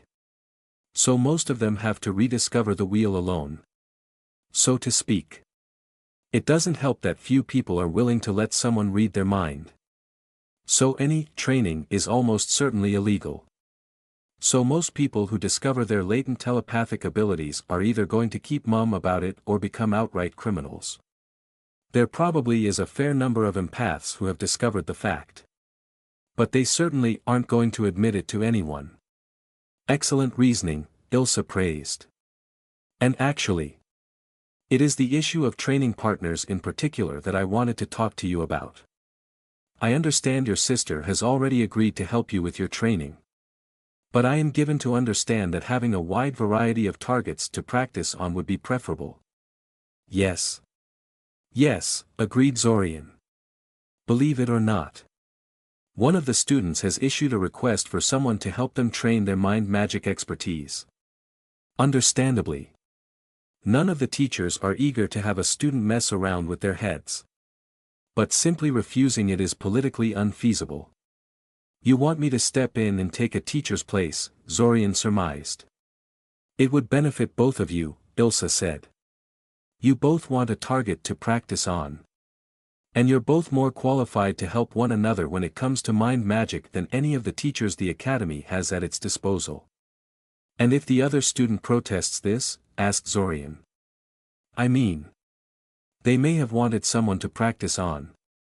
But that doesn't mean they're willing to let someone else practice on them in turn. Then it wasn't a simple case of the Academy refusing a request out of hand. Now was it? Ilsa said, giving him a conspiratorial grin. But I very much doubt the student in question would make a fuss about that. What do you say? Zorian hummed thoughtfully. While there was a risk that the other side might find out about the time loop from his thoughts, he did possess some rudimentary mental defenses and was familiar with limitations of mind reading. So long as he didn't let the other student trawl through his long-term memories, he should be fine. And he was curious about this other student dabbling in mind magic. All right. I'll give it a try. Who am I going to be working with? One of your classmates. Tinami Aope, Ilsa said. Zorian blinked. Tinami was wait. Of course it would be her. Aope were rumored to dabble in mind magic. Among other things. Not all rumors were malicious nonsense. And it would explain why Ilsa knew about the request in the first place. Come to think of it. Besides, didn't he promise to himself to introduce her to the Arania at some point to see what would happen? Yeah. He was totally fine with this. Hello. Tinami, Zorian said. Walking into the empty classroom Ilsa had reserved for their lessons. Am I interrupting anything? She fidgeted. I'm actually waiting to meet someone. For mind magic practice. Right? He asked. Her eyes widened in response. That would be me. I will be your partner today. If you would have me. I don't want to be rude, but I was kind of hoping for an expert. Huh.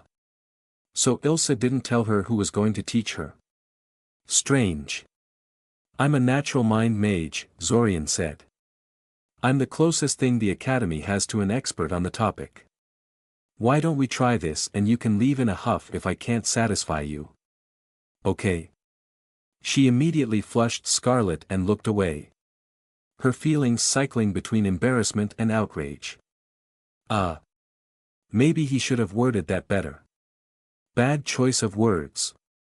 Let's pretend I said something else, Zorian said quickly. Anyway. I'm surprised you didn't know who would be teaching you. How much did Ilsa tell you about me? Just that you need someone to practice on. 2, Tinami said quietly. I don't really mind. I have enough mental discipline to keep sensitive things from my surface thoughts most of the time. Likewise, Zorian said. And I won't allow you to look into my memories. Alright, she agreed. I mostly just wanted to practice telepathy and mind reading. The spells are not hard to cast. But actually using them takes a lot of practice. Well. Feel free to go first, offered Zorian. Just for the occasion.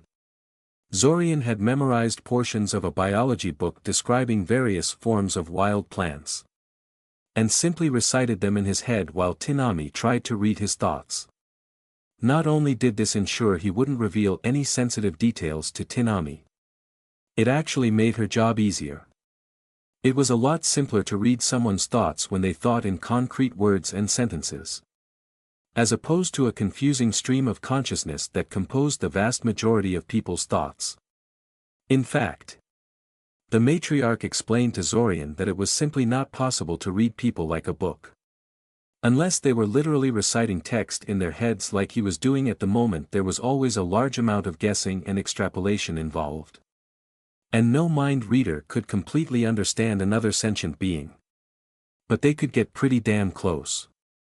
Why are your thoughts full of information on plants? Tinami asked with a frown. Apparently. Tinami didn't know that. Aope's style of mind magic training was very crude. And boiled down to throwing a kid into the swimming pool and hoping they didn't drown. A bit disappointing. Really. He eventually shifted to reciting sequences of numbers and imagining simple geometric shapes. I guess I owe you an apology for doubting you, Tinami said. You really do know your stuff. Do you want to try now? Zorian nodded and then focused on her. Homing in on the glittering star he saw in front of him through his mind sense and connecting with her mind. Are you sure you're ready? She yelped and jumped in her seat. What? Telepathic communication, he explained. But you didn't cast a spell, she frowned. I don't have to. As I said. I'm a natural mind mage.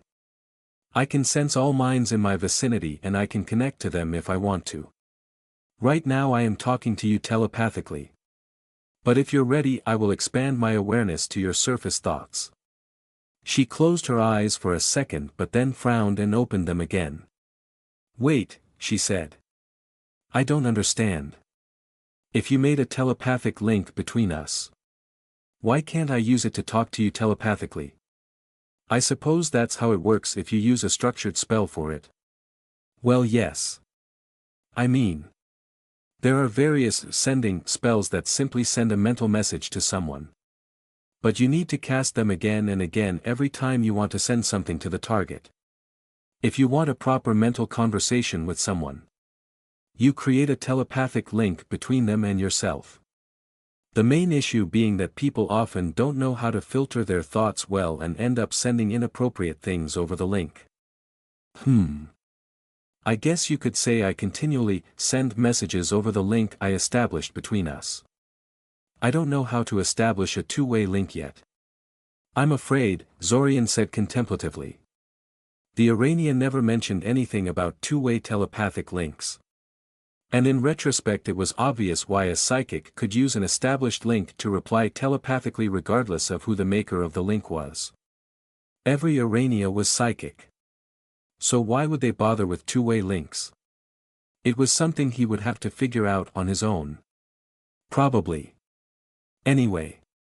Are you ready? Yes, she nodded. Feel free to start. Unlike him, Tinami didn't resort to text or numbers. And instead did her best to imagine a random scene out of her life in as much detail as she could make it. The scenes were wholly unexceptional. One of Ilsa's lectures. An inconsequential conversation between Jade and Nialu as they talked next to Tinami.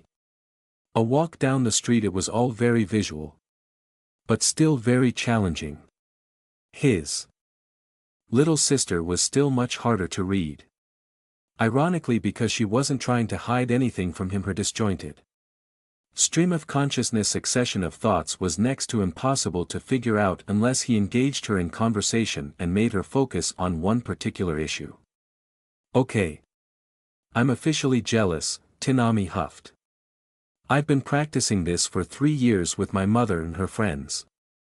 And I'm nowhere near this good. Don't feel too bad, Zorian said. I have an unfair advantage. So do I, Tinami said. My family has been dabbling in mind magic for generations. And I have their advice.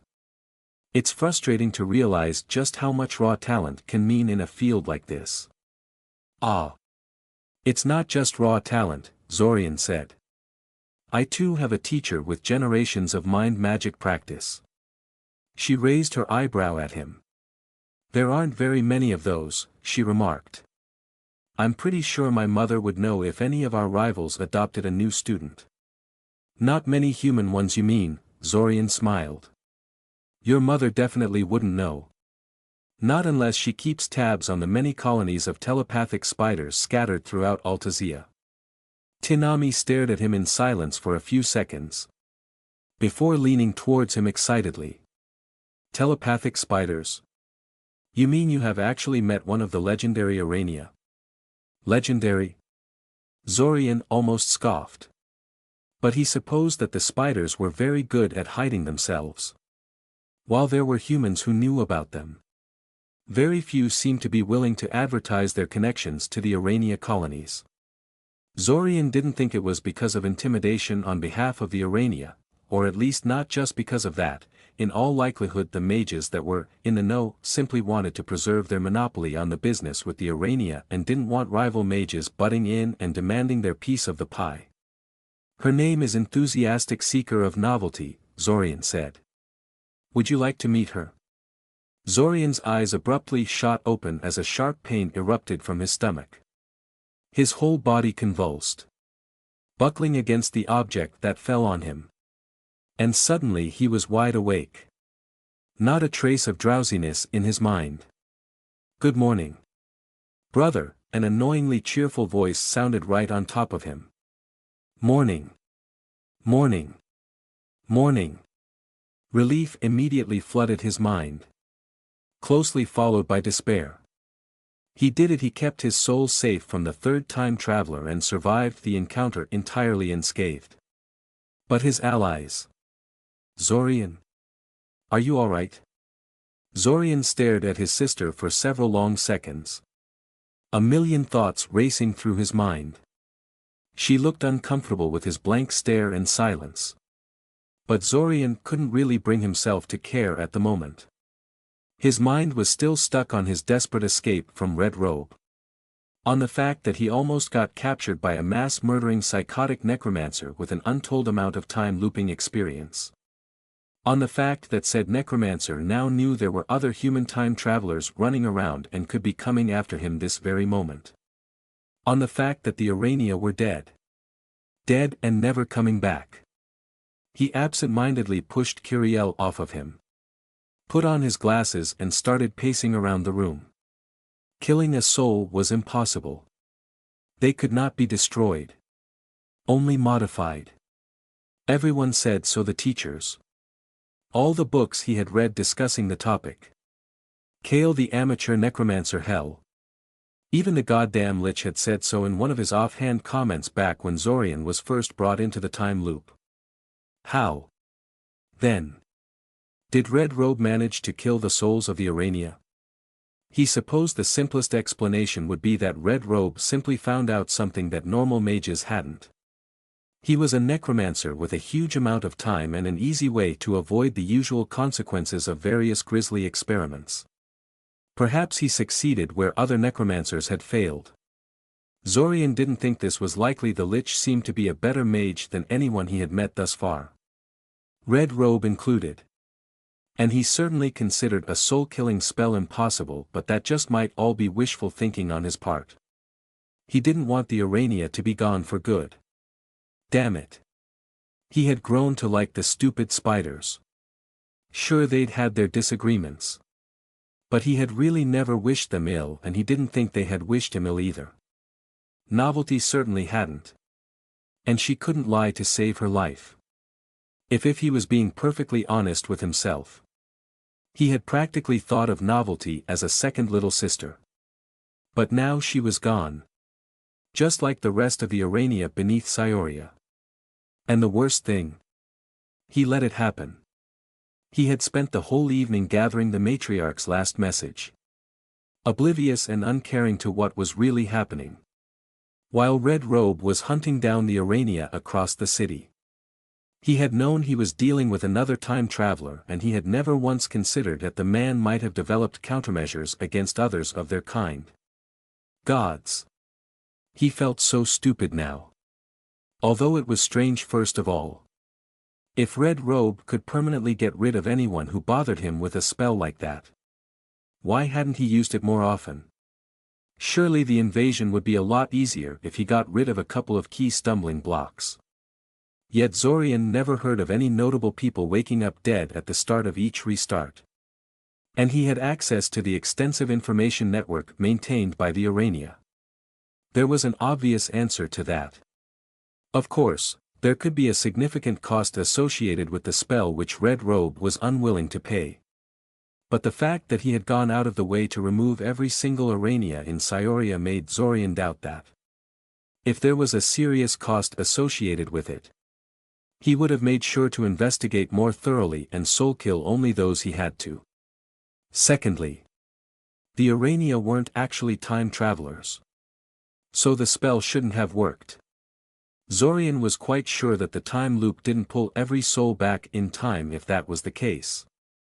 Every mage would feel the difference after a dozen or so restarts as their shaping skills miraculously increased overnight.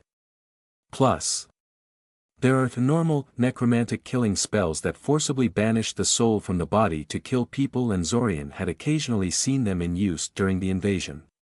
If every person whose soul was banished from their body ended up dead at the start of the time loop, the number of inexplicable corpses showing up at the start of the time loop would have started to pile up quickly, and everyone would have realized something was very wrong by the time Zorian was brought in. So all in all, clearly the souls of regular people who were not time travelers weren't affected by anything that happened to them in previous time loops. The fact that Red Robe's spell affected normal people in future time loops was strange, to say the least. Zorian stopped pacing and frowned, idly noting that Kiriel had left the room at some point. He was getting the feeling that Red Robe was exploiting the very nature of the time loop to somehow get the desired effect. Zorian himself had no idea how the time loop really functioned. But presumably Red Robe did. Without that knowledge, he was probably never going to figure it out. Like always, he needed more information. Except his main source of information, the Urania had been utterly wiped out by the enemy, leaving him with nothing except a cryptic, incomplete dying message. Damn it. Over the next few hours, Zorian simply went through the motions, trying to hide the frustration, shame and panic he was feeling and to appear as normal as possible. He had failed to keep his inner turmoil strictly to himself. If Mother's worried questions were any indication. But in the end she accepted his explanation of being slightly shaken from a recent nightmare and stopped bothering him, so he took that as a win. And what a nightmare it was. Aside from losing the Urania, there was a non-negligible chance that Red Robe managed to figure out his identity and was going to assault the house at any moment now. True. He had managed to hide his face behind a scarf and had never spoken. But there were ways nonetheless. He didn't even think about trying to immediately leave the house in panic. Though, the first and main reason for that was that if Red Robe had identified him and was coming to Siren, then his family was in danger of being permanently killed. Just like the Urania. And he wasn't willing to let that happen. Kiri had grown on him over the course of the time loop, and while he didn't like his mother very much, he wouldn't let some psycho murder her. No. It was bad enough that the Urania had paid the ultimate price for his mistakes. He'd be damned if he'd leave his family to save his own hide. The second reason was that, while it was certainly possible that his identity had been compromised, it was just that, a possibility. Not a certainty. Yes. It would be easy to track him down by noting which students from Zach's class were missing and then checking them out one by one. But it was entirely possible that Red Robe wouldn't think of it. After all, as far as Red Robe was concerned, the mysterious human time traveler was associated with the Urania. Not Zach. There was no reason to search for him among Zach's classmates. And while Zach probably knew that Zorian was a time traveler by now, Zorian strongly suspected he would be out of Scioria when Red Robe came knocking. If Zach had even a smidgen of common sense, not a certainty. Admittedly, he would skip town first thing in the morning upon starting a new restart. Considering Red Robe thoroughly trounced Zach during the invasion by bringing the Lich as his backup. And that Zach actually remembered it happening this time. Zorian felt that even Zach wouldn't be crazy enough to stay where the clearly superior enemy could find him. That was a lot of assumptions to rely on. But what else did he have left? He was backed into a corner. All he could do was wait and hope Red Robe wasn't a master detective on top of being a scarily good necromancer and gods know what else. In any case, his plan was quite simple at the moment: go board the train as normal. Then promptly disembark upon leaving Siren. He had no intention of going back to Scioria in the near future. Red Robe was bound to pay attention to Scioria for a while, trying to catch any time travelers the Urania may have brought in. So going there so soon would be just begging for trouble. Any minor misstep could blow his cover. And he didn't trust himself to be able to lay low for multiple restarts at a time. No. Best if he avoided the city for a while. He would have to return there at some point. Of course. But he had to be a lot stronger and a lot better informed before he could show himself in the city again. Aside from his determination to avoid Scioria at all costs, his plans were virtually non-existent. He was feeling rather lost at the moment. All emotional attachment aside, the Urania were also his best allies in this messed up event. And losing them effectively pulled the rug from under his feet. What the hell was he supposed to do now? The conclusion he settled on was that he needed some time to calm down and come to terms with what happened. Think up a new way forward. He would probably end up just wandering around the country for a restart or two. Or maybe a dozen restarts. Yes. Now that he thought about it some, the time loop was the perfect time for him to go on a countrywide, maybe even a continent-wide tour. Just exploring and sightseeing. Very relaxing. Admittedly, the Matriarch's last message mentioned something about the time loop gradually decaying. But she named no concrete deadlines in the fragments he had managed to piece together, and he believed she would have put greater emphasis on that part if the timetable was particularly tight. No. That statement was there just to let him know he did not have an infinite amount of time to work with. He had some fairly large, but very much finite number to look forward to. And time was steadily ticking. At least he hoped. He was quite doomed otherwise. Large but finite he could work with.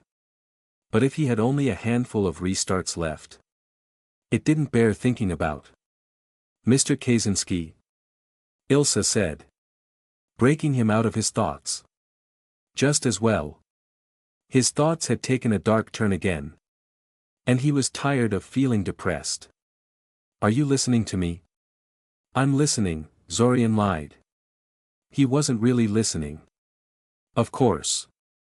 But that was because he'd had this conversation with Ilsa a million times by now. Right, Ilsa said dubiously. As I was saying, you can pick up your badge when you finish school since it's so expensive. And what if I want to pick it up now? Zorian interrupted. His savings should be enough to fund a month of aimless wandering, so he probably didn't need the badge for work. But he didn't like the idea of keeping his spellcasting abilities a secret lest some overzealous policeman report him to the guild and ultimately bring the academy in. Having a badge to prove his certification and membership would allow him to do as he pleased for the most part. You can pick one up at any of the Mage Guild offices scattered around Eldamar, Ilsa said. Most large cities and regional centers have one. Oh good. He had feared he could only pick one up at the academy or something. Eventually, Ilsa left. Her parting words being that she looked forward to seeing him in class. Huh. That was new. Did she suspect he intended to blow off school to do his own thing? Well, whatever. Even if she did. It did not matter much. The academy always had a rather anemic response to students who didn't show up for class. They would send a letter to his parents informing them that he wasn't attending his classes. And that was it. And fortunately for Zorian, no one would be at home to read the mail by the time the letter arrived. Since his parents were going to Koth to visit their precious Daimen. Satisfied that his course had been set for the moment, he picked up his things and set off towards the train station. As the train departed from Siren and started its journey towards Syoria, Zorian began to relax somewhat. Part of that was that train rides always made him kind of sleepy and therefore sapped the tension straight out of his body and mind. But a great deal of it came from the fact that Red Robe was nowhere to be seen. Hours had passed, enough time to prepare and mount an attack on the Kaczynski household several times over for someone of Red Robe's abilities, and no hostile force had struck against him or his family. So chances were that Red Robe wasn't coming at all. That meant his identity was probably safe for now. Which was a major relief. If he hadn't discovered Zorian's identity in the previous restart, he probably wouldn't discover it at all. A month was ample time to track him down if Red Robe knew where to look. He wouldn't really relax fully until several restarts passed as peacefully as this one. But this was an encouraging sign. He just had to make sure he didn't make any more stupid mistakes in the future. The train stopped for a moment and then continued onward toward Syoria. Zorian opted to stay on the train for now. Despite his initial intention of getting off the train on the very first station after Siren. The first stop after Siren was an even smaller village that gravitated towards Siren and had nothing notable to recommend it to anyone. Him disembarking there would be noted and remarked upon by the inhabitants, and there was a chance that someone might recognize him and report him to his family before they could leave for Koth. And that was the kind of drama he really didn't need at the moment. And besides, what the hell would he do in a tiny unfamiliar village like that? No. It was far better to wait until Nigelvar and then travel on foot to Teshingrad. Nigelvar was also a small town of little note. But it was an important enough transport junction that no one would find a traveler who disembarked there on the way particularly strange. Teshingrad was a regional capital. It couldn't hold a candle to Eldamar, Korsa or Syoria. But it was big and influential enough that newcomers were normal. Teshingrad also had a Mage Guild office. So he could pick up his badge there. He disembarked at Nigelvar without complications and immediately set out towards Teshingrad. Unfortunately for him, the storm that invariably hit Syoria on the first day of every restart was apparently a more wide-scale phenomenon than he first thought. Because he found himself in the middle of a raging rainstorm halfway there. His rain shield thankfully held out long enough for him to reach one of the roadside inns and take shelter there. He ended up spending the night there. Slightly annoyed at the delay despite not having any concrete plans for the restart. It did not help that the food was terrible and the people kept giving him funny looks.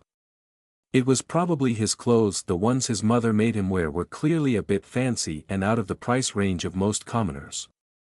And he didn't have the chance to change before entering the inn. He made sure to put a basic warding scheme on his room to deter would-be thieves and attackers. But thankfully no one tried anything while he slept. Having survived the night at the inn without incident, Zorian departed the place early in the morning and reached Teshingrad a few hours later, only to get unpleasantly surprised when he tried to pick up his badge. As it turned out, Ilsa had not been exaggerating when she said the badge was expensive. It would cost him half of his savings to have one of those made. It was a highway robbery in Zorian's opinion. But the man he spoke with in the Mage Guild office wouldn't hear anything about lowering the price. Instead he pointed Zorian at a nearby wall where a job panel stood. It was similar to the job panel posted at the academy in Scioria. Only the jobs were much more reasonably priced. Since the town did not have the same glut of amateur mages that Scioria did. It would take 2 days for Zorian's badge to be ready for pickup. So he figured he may as well earn some money while he waited to replenish his money stash. It wasn't like he had something better to do. The job list was rather more eclectic than he hoped. He was sure that 2 chickens and a bag of flour was a fair price for fixing up a broken wall. But it was of no use to him personally.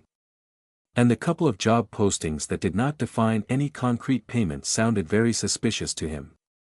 Even so, he still found plenty of things to occupy his time with. Thus, for the next 3 days, Zorian helped with a bunch of repairs, tracked down a missing goat, carried a stack of stone blocks from one end of the town to the other on one of his floating discs, helped the local alchemist harvest her herbs, and eradicated a particularly nasty rat infestation in one of the private granaries on the edge of town. None of it was particularly difficult. But Zorian would be lying if he said he didn't learn anything in the process. It was a lot different knowing a spell academically and trying to use it to solve concrete problems. Well, there you go, the man behind the counter said, handing Zorian his badge. It was quite unexceptional in appearance. Though Zorian could feel a complex spell formula embedded in it when his fingers touched the surface. He would have to take one of these things apart someday to see what that was about. You can apply to any job you want with that. Not just unofficial ones like the ones on the job board. Nice work. By the way, it's been a while since someone went through the town and helped out the townsfolk like that. I didn't really do it out of charity, Zorian grumbled. Oh. I know, the man said. But there are a lot of mages who would consider such petty jobs to be beneath them and refuse to do them out of principle. A lot of them look like something the civilians could do on their own, Zorian admitted. And no offense. But why don't you help if it's something that so desperately needs doing? I kind of doubt the guild would place a non-mage as their representative for the area. Ha, the man laughed. Not at all insulted by the accusation. I do in fact help when I find the time. This position is a lot busier than it appears. Trust me on that. And while those jobs are admittedly not very desperate, most of them would take great efforts and a lot of time to accomplish without magic. Whereas even a baby mage like yourself can solve them in less than an hour with a handful of spells. So yeah. Maybe you didn't save the world in the past few days or whatever. But the people you helped are certainly glad you made their lives a little easier. The townsfolk saved some time. You got some easy cash to spend. And I got rid of some of my more annoying obligations. Everyone's a winner. No. Said Zorian noncommittally. So do you have a specific job already waiting for you or are you in search of one? The man asked. Nothing specific, Zorian said. I was going to wander around for a while and see what catches my eye. Ah. I see. Well. I can recommend a few neighboring sites if you're interested in checking them out. Sure, shrugged Zorian. It can't hurt to check things out. I guess. Alternatively, if you're looking for a better paying version of the sort of one-off jobs you've been doing for the past few days, I recommend you go north. Towards the Sorokian Highlands. Always plenty of work at the frontier. Whether it's in infrastructure building or hunting monsters and whatnot. Much more dangerous than hunting overgrown rats. Of course. But also a lot more profitable. An interesting idea, Zorian said. The only problem was that Scioria was the main springboard for the expansion efforts into the highlands. From what Zorian could figure out from the maps, it was very hard to bypass Scioria when going that far north. And he didn't want to be anywhere near the city for the foreseeable future. You know, I can't help but notice that the Mage Guild is pushing the settlement of the Sorokian Highlands pretty aggressively. What's up with that? Ah. Well. It's the whole thing with the splintering. You see, successor states are always looking to one-up each other and searching for advantages that could let them overcome their enemies. Eldamar has a nice big access to untamed wilderness to the north. So it would be a bit silly not to take advantage of it. It's a place rich in natural resources. I hear. Both magical and mundane. Zorian spent an hour with the man, discussing the region and his options. He didn't really want to settle down in any place in this particular restart. But he supposed he might want to try out some of the options presented by the man in the future. And in that case it might be convenient to have visited the location already and thus be capable of teleporting there directly.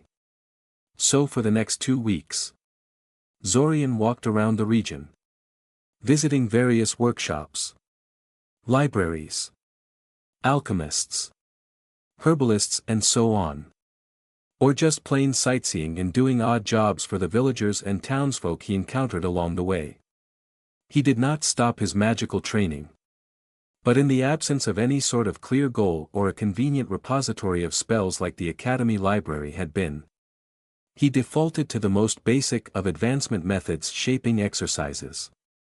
It helped that most of the rural mages he met on his journey had some private shaping exercise they were willing to show him, and unlike Svim, who simply told him the end result he wanted and refused to elaborate, they actually had detailed instructions about what to do and in what order. By the end of the time loop, Zorian had learned how to peel the surface of a marble away, layer by layer, how to do the same to an apple and other fruit, how to cut paper by dragging his finger along the cutting line, how to induce a gentle ripple in a pool of water without touching it, how to levitate a blob of water and shape it into a perfect sphere, then freeze that sphere, and finally, how to telekinetically draw geometric shapes in the dust. None of those were really mastered in the Svim sense of the word. But luckily Svim wasn't anywhere near him this time, so he could simply move on to the next exercise when he felt he had absorbed it to his liking.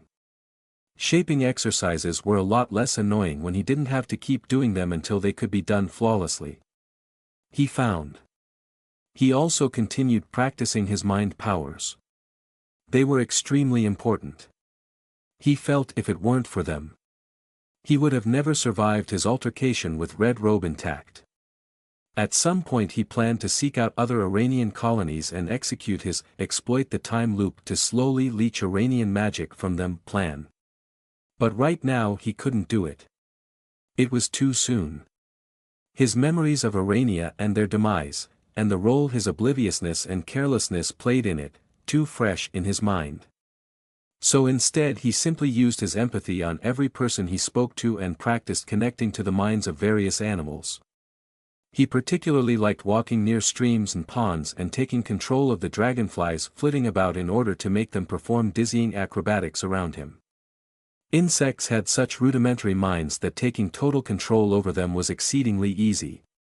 Though figuring out how to puppeteer them effectively took some doing, and he still couldn't keep control over more than 3 dragonflies at the same time. Time passed. For the most part he managed to keep himself busy enough that he didn't have enough time to be depressed. But all his worries and feelings of powerlessness returned in full force every evening as he prepared himself for sleep. Every plan he tried to make seemed hollow, doomed to failure. He wasn't powerful enough. He didn't know enough. Red Robe had years and years of experience over him. And that was never going to change. As the end of the restart approached, his mood only turned darker. He had avoided another confrontation in this restart. But what about the next? Would he wake up next time to eerie silence? Only to find out that Red Robe got to his family after he had left and left them lifeless. Soulless husks for him to find. On the last night of the restart, Zorian didn't sleep at all. Simply watching the night sky from a small, isolated hill he had found in his travels. Idly using his mind powers to deflect mosquitoes away from him as he stood consumed in his own thoughts. Zorian's eyes abruptly shot open as a sharp pain erupted from his stomach. His whole body convulsed, buckling against the object that fell on him. And suddenly he was wide awake. Not a trace of drowsiness in his mind. "Good more hey." Kiriel yelped as Zorian enveloped her into a strong hug. "What the hell? Zorian. Let me go. You brute." Still the same Kiriel as ever, Zorian sighed dramatically.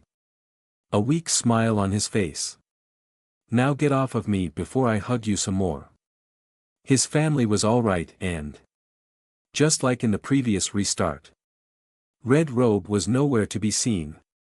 Thus, a much happier Zorian once again boarded the train and disembarked at Nigelvar.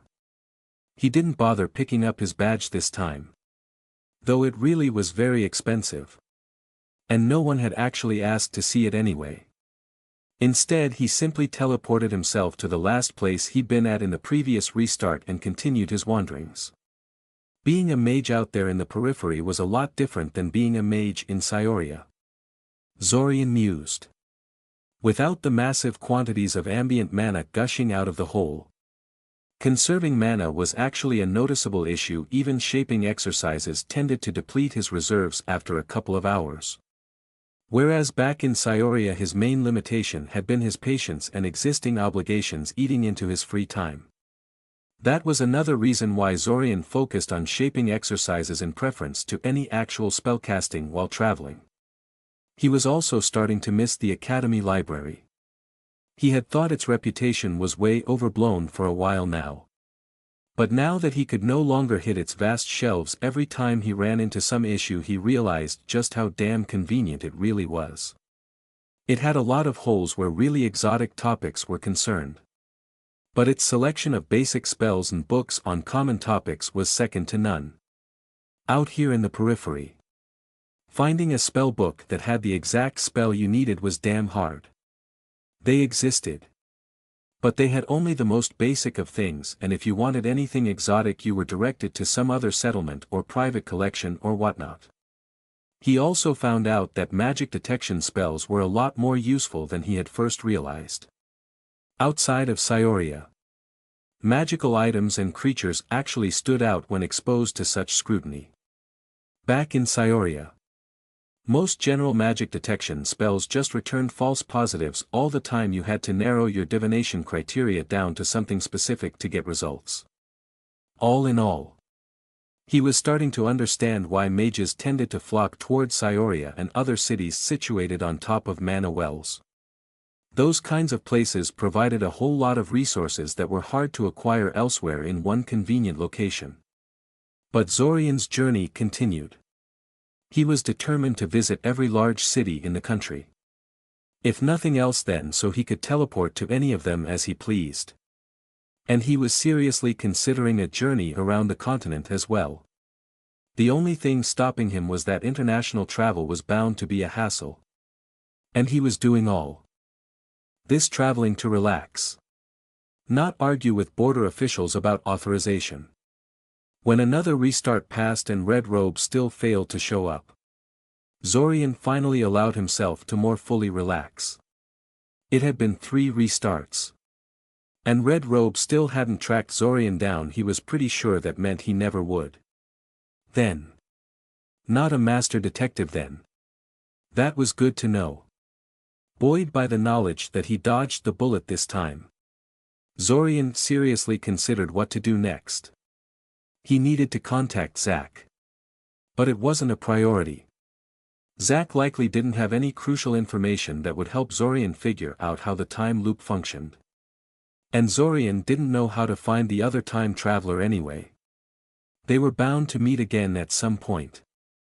And Zorian wasn't going to play dumb again when they finally encountered one another. But he saw no need to waste his time on looking for a boy who probably didn't want to be found right now. It wasn't like he didn't have anything to do in the meantime. He absolutely needed to master a number of skills before he considered going back to Scioria and looking for Zack. He needed to find out more about soul magic. He needed to hone his mind magic into a proper tool and weapon like the Urania had done. And he needed to raise his combat skills to a level where he could meaningfully counter Red Robe in open combat. The first priority was pretty obvious. He needed to know how to at least counter soul magic if he wasn't going to get blindsided again when dealing with Red Robe. Preferably he also wanted to figure out what Red Robe really did to the Urania and if possible reverse it. He still had Kale's list of people who could help him in that regard. And all of them were conveniently outside of Scioria. The second was just as crucial. Whatever knowledge about the time loop the Matriarch gained behind his back. She almost certainly did it by ripping it out of someone's mind. Someone who wasn't Red Robe, probably a handful of normal people not aware of the time loop but still holding a small part of the puzzle. If he could identify these key people and read their minds, he could find out what the big secret was. In other words, he needed to develop his mind magic. Ethics be damned. He didn't think he could do this on his own. So he would have to seek out other Urania webs for this.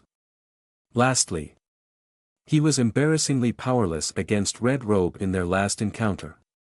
And if the other mage hadn't made some big mistakes when handling him, he would have lost utterly. He needed better traps and ambush tactics. Better combat skills in order to not be utterly doomed when said ambushes fail. And better movement magic to retreat and escape when said combat skills prove insufficient. As far as he could tell, the only effective way to improve here was simple practice, in other words, going around and looking for trouble. The only problem with this was that this went against pretty much every instinct he had. It would have to be done, though. He figured that delving into the dungeon and taking a few restarts to visit the untamed wilderness to the north should do for a start. And he would figure out later where to go from there. In line with those goals, he decided that his third post-Urania restart was going to be a bit more systematic than his previous wanderings. After marking down the locations of Kale's associates on a map, he chose a medium-sized town called Nyazov Dveri as his next destination. The town was close to the northern wilderness and had a notable dungeon access. So there should be plenty of opportunities to practice his combat skills. It was situated on top of a rank 2 mana well, which was fairly anemic as far as mana wells went but was nonetheless better than nothing, and finally, it was roughly in the center of a diffuse cloud of Kale's associates scattered throughout the region. So he would have easy access to the rest of them should the one in the city prove to be a dead end. It was, as far as Zorian could tell, an ideal place to start at. The next day he teleported to the nearest town he could reach with his teleport spell and set off towards his target. Life takes you to all sorts of unexpected places, Zorian mused. Once again taking the knife to the winter wolf's corpse. If someone had told me, back in my first year at the academy, that I would need to know what the best way to skin a winter wolf was, I would not have believed them. Then again, he technically didn't need to skin the animal, he just felt it would be a horrid waste not to. Since winter wolf pelts fetched a pretty high price back in Nyazov Dveri. If he was going to venture into the wilderness, looking for monsters and dangerous animals to fight, he might as well earn some money doing it. Finally, the bloody work was done. He was sure a real hunter could have done it in a quarter of the time and hassle. But he didn't care, a success was a success. He placed the pelt in his bag and went off in the direction of the stream he had encountered earlier, intent on washing the blood and grime off his hands and clothes. At some point he intended to use spells to do these sorts of things. But since harvesting spells were based on animation, they were sort of useless to him right now. Animation spells worked by embedding a portion of the caster's mind into the spell. So until Zorian knew how to properly skin an animal the old-fashioned way, he couldn't hand it off to an animation spell. As he walked towards the stream, He kept an eye out for the reason he was in this particular section of the forest in the first place, a small cottage of an old witch called Silver Lake, who was one of the possible sources Kale had named in his list. So far, Kale's prediction that he wouldn't be able to find the place on his own and that he would have to loiter around the area until she approached him herself had been entirely correct. No divination could track the cottage down. And he hadn't stumbled onto it by simply wandering around the place. If he didn't have Kale's assurance that someone lived here, he would have given up long ago. The only reason he even managed to pinpoint the area as well as he had was because the old witch had a habit of harvesting all of the alchemically useful plants and mushrooms in the area, and Kale warned him to be on the lookout for suspiciously picked clean areas like this one. With a sigh, he plunged his hands into the stream. The recent rains had caused it to swell into a small muddy river. But the water was good enough for washing his hands in and cooling off. That done, he crouched next to the water and idly studied his reflection. He looked like a mess. He felt like a mess too, while he wasn't entirely out of shape. And this wasn't the first time he ventured into a forest. There was a difference between taking a 2-hour stroll through the semi-tame forest near his town and spending most of the week in the great northern wilderness, hunting winter wolves and dodging snakes and other dangerous wildlife.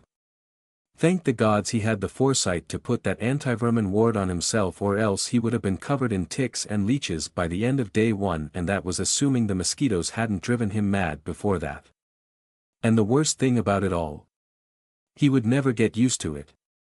Because any muscle growth and body adaptation would be wiped out when this restart ended. He made a note to himself to look into the possibility of getting enhancement potions or rituals to improve strength and stamina. Because spending the first week of every restart with every inch of his body tense and hurting wasn't a fun prospect at all. Or at least a potion to ease the weight. Was the bottom of the stream moving? He managed to throw himself back just in time to avoid the huge brown shape that jumped out of the muddy water and tried to envelop his head with its massive jaws. He quickly backpedaled as the huge lizard-like creature tried to haul itself onto the shore and sent a small missile swarm consisting of 3 piercers straight at its head. Thankfully, the lizard thing was actually pretty slow, its surprise attack notwithstanding. So all 3 missiles found their mark. The creature's skull promptly exploded from the impact, showering bits of tissue everywhere. And it immediately slumped dead where it stood, its lower half still submerged in the stream. Zorian immediately turned on his mind sense and scanned the creek for the possible presence of more such monsters, and then, having discovered none, slowly approached the corpse to inspect it.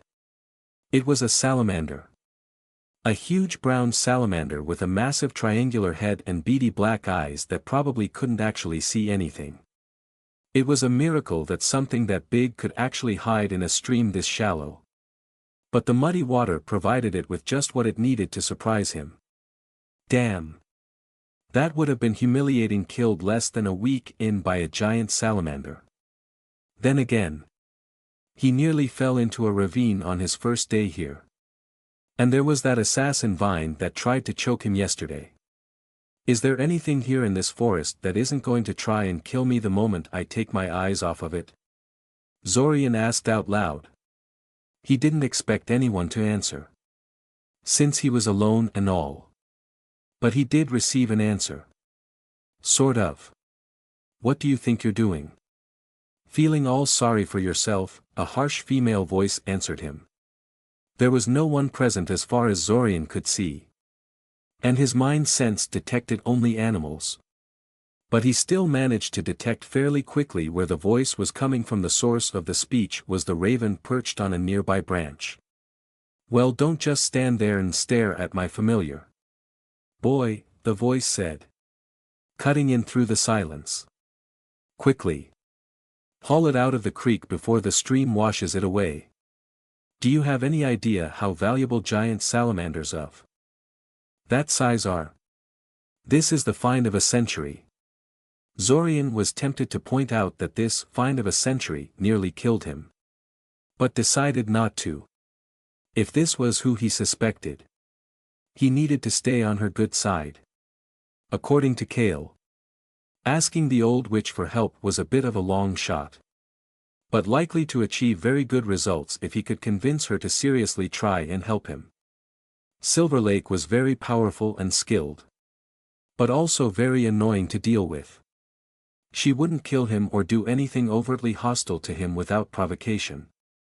But she was capricious and prone to wasting people's time. Zorian figured it was at least worth a try to approach her for help. "You would be Miss Silverlake, I presume," guessed Zorian. The raven answered him with a burst of laughter. It was really strange to see a bird laugh like that. "Miss? Am I? Well, aren't you a polite one? Don't get too many of those these days." "Why? Maybe I'll even listen to whatever silly request you came here for," the bird finally said. "Now why are you just standing around? Didn't I give you a task to accomplish?" With a sigh, Zorian turned away from the bird and started casting a levitation spell to haul the giant amphibian out of the water. Silverlake, no last name. And he shouldn't ask about how she ended up without one. Kale was very firm on that part, was not like Zorian had expected her. She was old. Yes.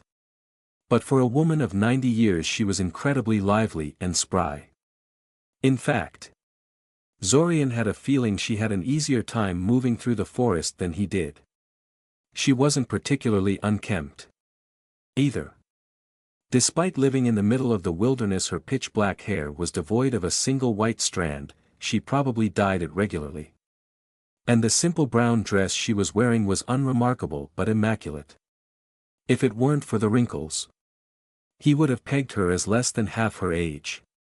Was this a consequence of some sort of potion regimen, or was she just lucky that way? Well, no matter. Zorian followed her back to her cottage, the giant salamander floating behind him on a disk of force, where she promptly started to butcher the beast with practiced ease. Her hands didn't tremble at all as she handled the various knives and heavy jars at her place.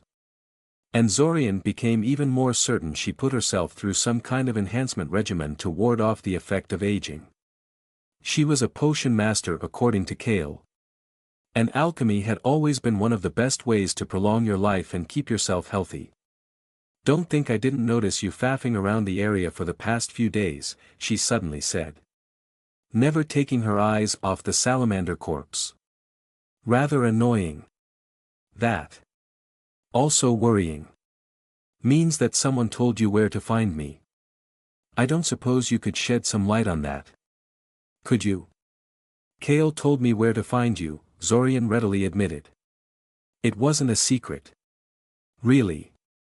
Kale?" she asked, before frowning. "No. Wait. Don't tell me. I'm sure I heard that name some. Now I remember, he's the little rascal that knocked up Freya's granddaughter. But I heard he ended up marrying her afterwards. So I guess that's not so bad. Actually, I recall that Freya had been quite happy about that. She had been afraid the girl would never find herself a husband." "Why?" asked Zorian curiously. Silverlake shot him a judging look, her brown eyes boring into his own, before returning to her work. "I mean, if it isn't impertinent to ask, you don't have to. Relax." "Boy," Silverlake snorted derisively. "I am a lot of things. But I was never very tactful. If I'm bothered by something you say, I will tell you. If you ask something impertinent, I will tell you to go screw yourself. I'm just thinking. Let's see, as you probably suspect by now, Freya, Kale's mother-in-law, is a witch like me. There are some nasty rumors circulating about witches and their daughters, about how they sacrifice male children, have orgies with summoned demons, poison their husbands for inheritance, how they're too lazy to work around the house, and other ridiculous bilge. It makes a lot of men reluctant to marry the daughter of a witch." "I see," said Zorian. He had never heard about that particular issue. But it sounded plausible enough. Witches had a really bad reputation for dabbling in various unethical and forbidden magics. It's been years since I last seen Kale and his wife, Silverlake said. Or Freya. For that matter. I guess I should have been a little less harsh the last time they visited. But well. What's done is done. It's strange the Morlock saw fit to send you here when he himself dares not show his face to me. Zorian frowned. I think you're misinterpreting the situation somewhat. I don't know what happened between you and them. But the reason they haven't visited you is because they're dead. Freya and Kale's wife both contracted the weeping and died. As for Kale, he had been too busy grieving and taking care of his daughter to go on a trip like this. You are rather isolated. For the first time since he met her. Silverlake seemed taken aback by his answer. Dead? Freya is, and all this time I thought, she mumbled. Before halting and giving him a considering look. Wait. You said Kale and his daughter. I see. Silverlake spent the next few minutes considering something. Zorian took the time to observe and study the cottage next to them. It looked rather flimsy and old. But it shone like a lighthouse to his senses when he discreetly cast a magic detection spell on it. How the hell hadn't he noticed the thing earlier when he was searching for it? Those must be some powerful divination wards she placed on it. He couldn't figure out how she was powering them. Though wards that strong needed a powerful source of magic. And this place wasn't a mana well. There was no way Silverlake could be powerful enough to provide enough mana for the entire edifice. Could she? Kale did mention that she was extremely strong and skilled in magic of both Icosian and witch origin. And that he should never underestimate her. But this was still beyond what he was expecting. Aside from the impossibly complex and powerful warding scheme. Though. The cottage looked unremarkable. There were several racks next to it where various herbs and mushrooms were drying in the sun.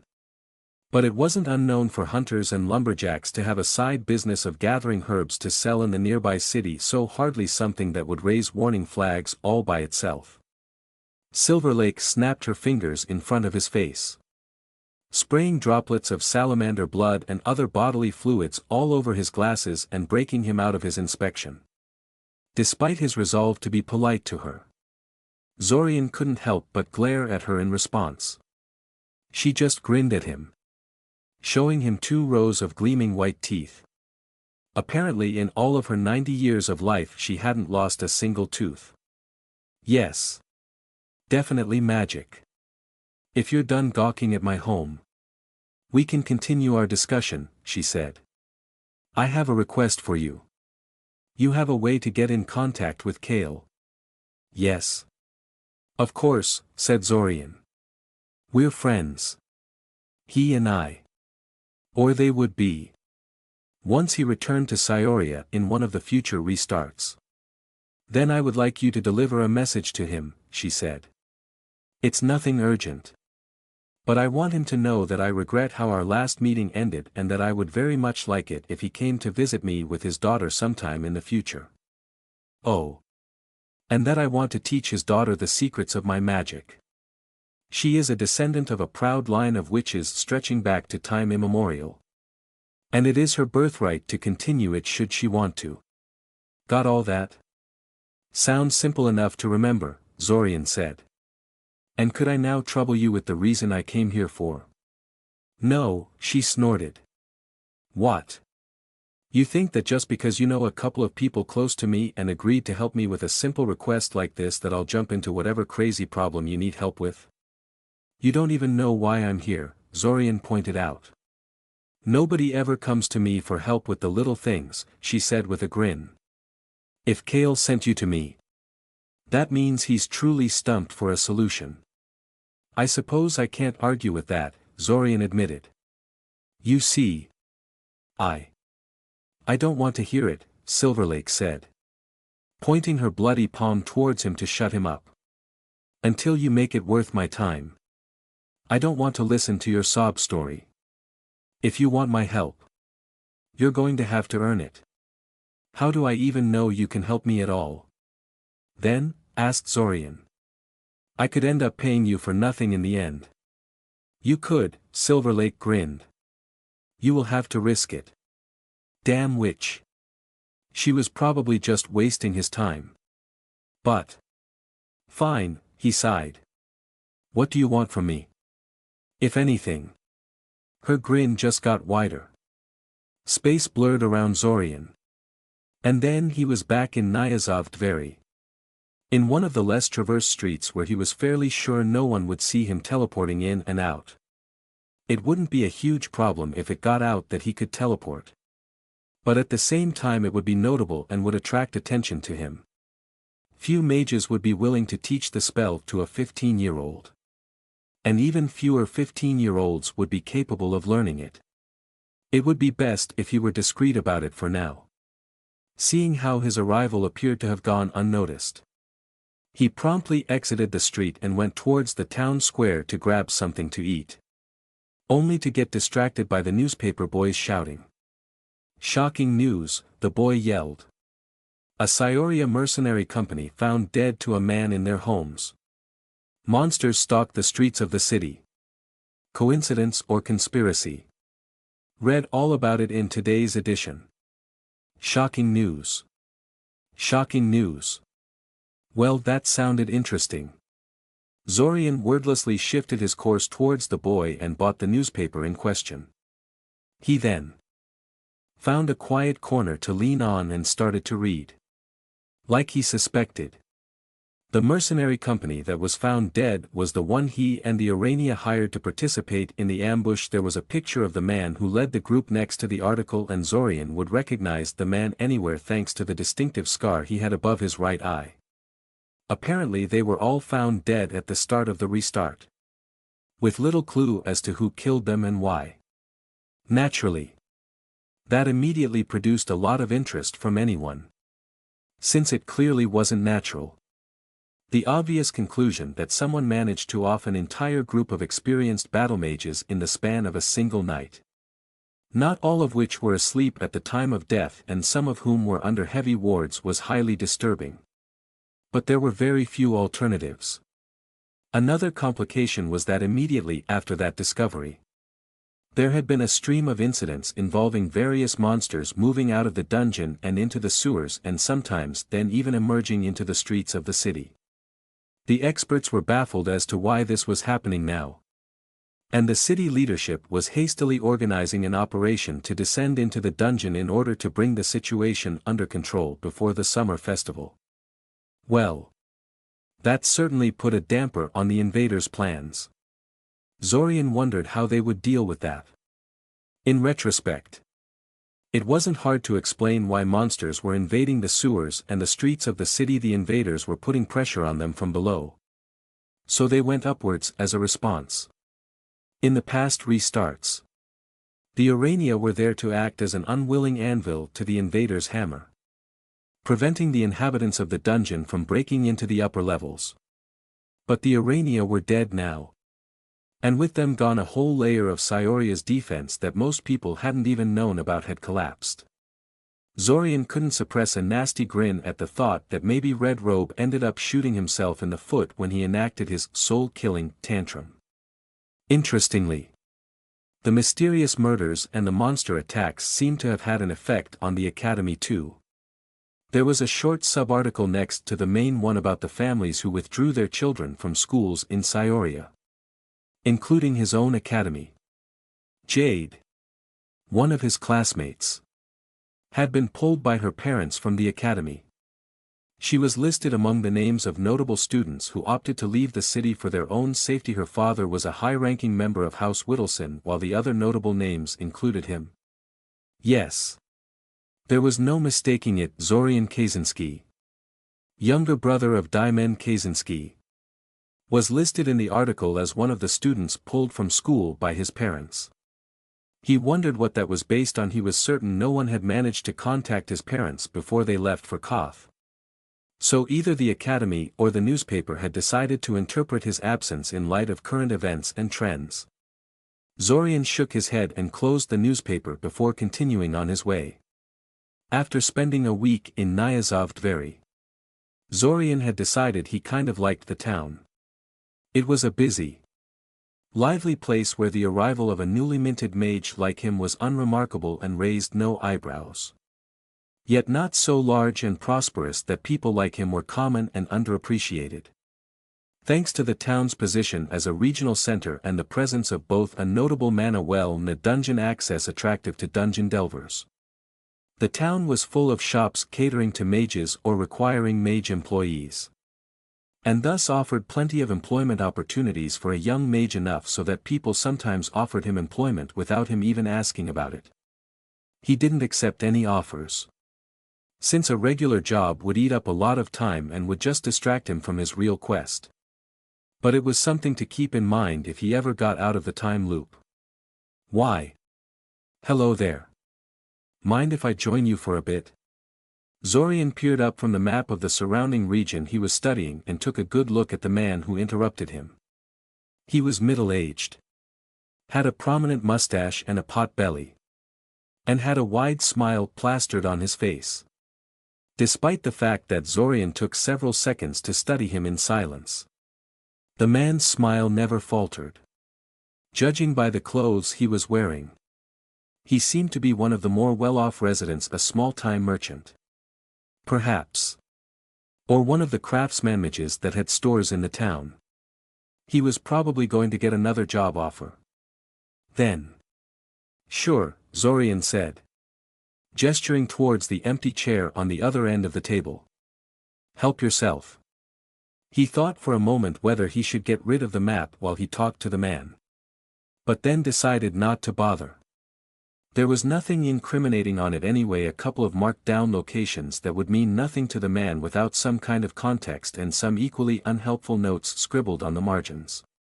Silver Lake had given him a task of gathering rare magical plants all over the damn forest, but gave him only the vaguest clues about where they could be found. So he was reduced to deciphering her statements and consulting the local herbalists for more information. And the local herbalists weren't terribly cooperative. He had a feeling this was only the start of her demands. So he was trying to finish it quickly. Don't mind if I do. Don't mind if I do, the man said happily, plopping down onto the offered spot. These old bones just aren't what they once were. I'm afraid. Standing around does terrible things to my knees. I guess the years caught up to me. The pot belly probably doesn't help, Zorian thought inside his head. Though outwardly he remained silent, waiting for the man to tell him what he wanted of him. I have to say, this looks like a nice place to relax in, the man said, idly looking at the sheet of paper that listed the prices of some of the meals and beverages. A little pricey, but quiet and out of the way. Private. Anyway, you don't mind if I order us a drink, do you? I don't drink alcohol, said Zorian with a shake of his head. And he didn't trust any of the non-alcoholic beverages in a place like this. Either it wasn't that upscale of an establishment. Regardless of what the man said, I'm going to have to decline. Now that's just unfair, the man said. Oh well. I guess I'll have to drink alone then. Forgive the impoliteness, but I'm rather parched and it just feels wrong. Having a conversation in a tavern without a mug of beer to sip on occasionally. A few minutes later, the man took a swig from his mug and got to the point. Ah. That hits the spot, he said.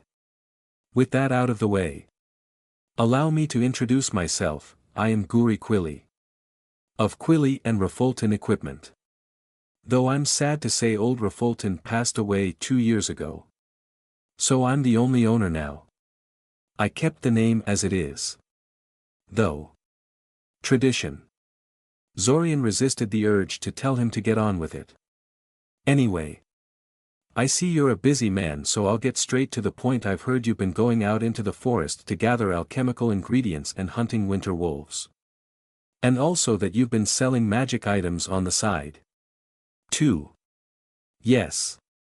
What of it? Asked Zorian. Nothing he did was in any way illegal. The winter wolves had sizable bounties for every pelt brought to the nearest guild station for the express purpose of encouraging people to hunt them, as they tended to prey on the livestock, children, and lone travelers. And selling magic items and alchemical ingredients was hardly a crime. Some places had arcane restrictions about what could and could not be sold and by whom. But those were usually the consequence of regional monopolies granted to someone, and Nyazov Dveri was under no one's monopoly. He'd checked. I'm a certified mage. If that's what's bothering you. He even had a badge to prove it. It was pricey. But he interacted too often with mages in the town to risk getting caught doing business without a license. Especially since he had gotten an impression that a couple of shop owners resented the competition he represented and would love to report him to the guild if they could find an excuse. To put it bluntly, I want you to sell your alchemical ingredients and magic items to me instead of my competitors, the man said. Don't think this is some kind of threat or blackmail. Though I'm willing to pay you extra for the privilege. Zorian blinked. He didn't expect that. An hour later, the man had hashed out some sort of agreement with Zorian. The extra money didn't mean all that much to Zorian. But the man did have something he wanted: a fully equipped alchemical workshop that he wasn't using all the time. In exchange for the right to use said workshop from time to time and the right to consult the man's private library for botanical books. Zorian agreed to offer all his products to the man before he did to anyone else. The man seemed pretty pleased with himself at having closed such a deal. Honestly. So was Zorian. The local library had a miserable selection of books on plants and herbs. But Guri claimed his own private library was not nearly so limited. Having access to a proper alchemical workshop was also convenient. And not something he could easily get elsewhere. Unless he was willing to teleport to Corsa every time he wanted to make something. And he really didn't have that much mana to burn. How come there is such a demand for potions and magic items here? Anyway, asked Zorian. This city seems a little too small for the amount of magic shops. I understand the workshops since they can always export their products elsewhere. But how do shops like yours achieve such volume on the local market? Oh. That's easy, Guri said. Travelers. Or more accurately, settlers and adventurers. You see, this city is one of the last stops for settlers going further north as part of the Great Northern Push, as the government likes to call it.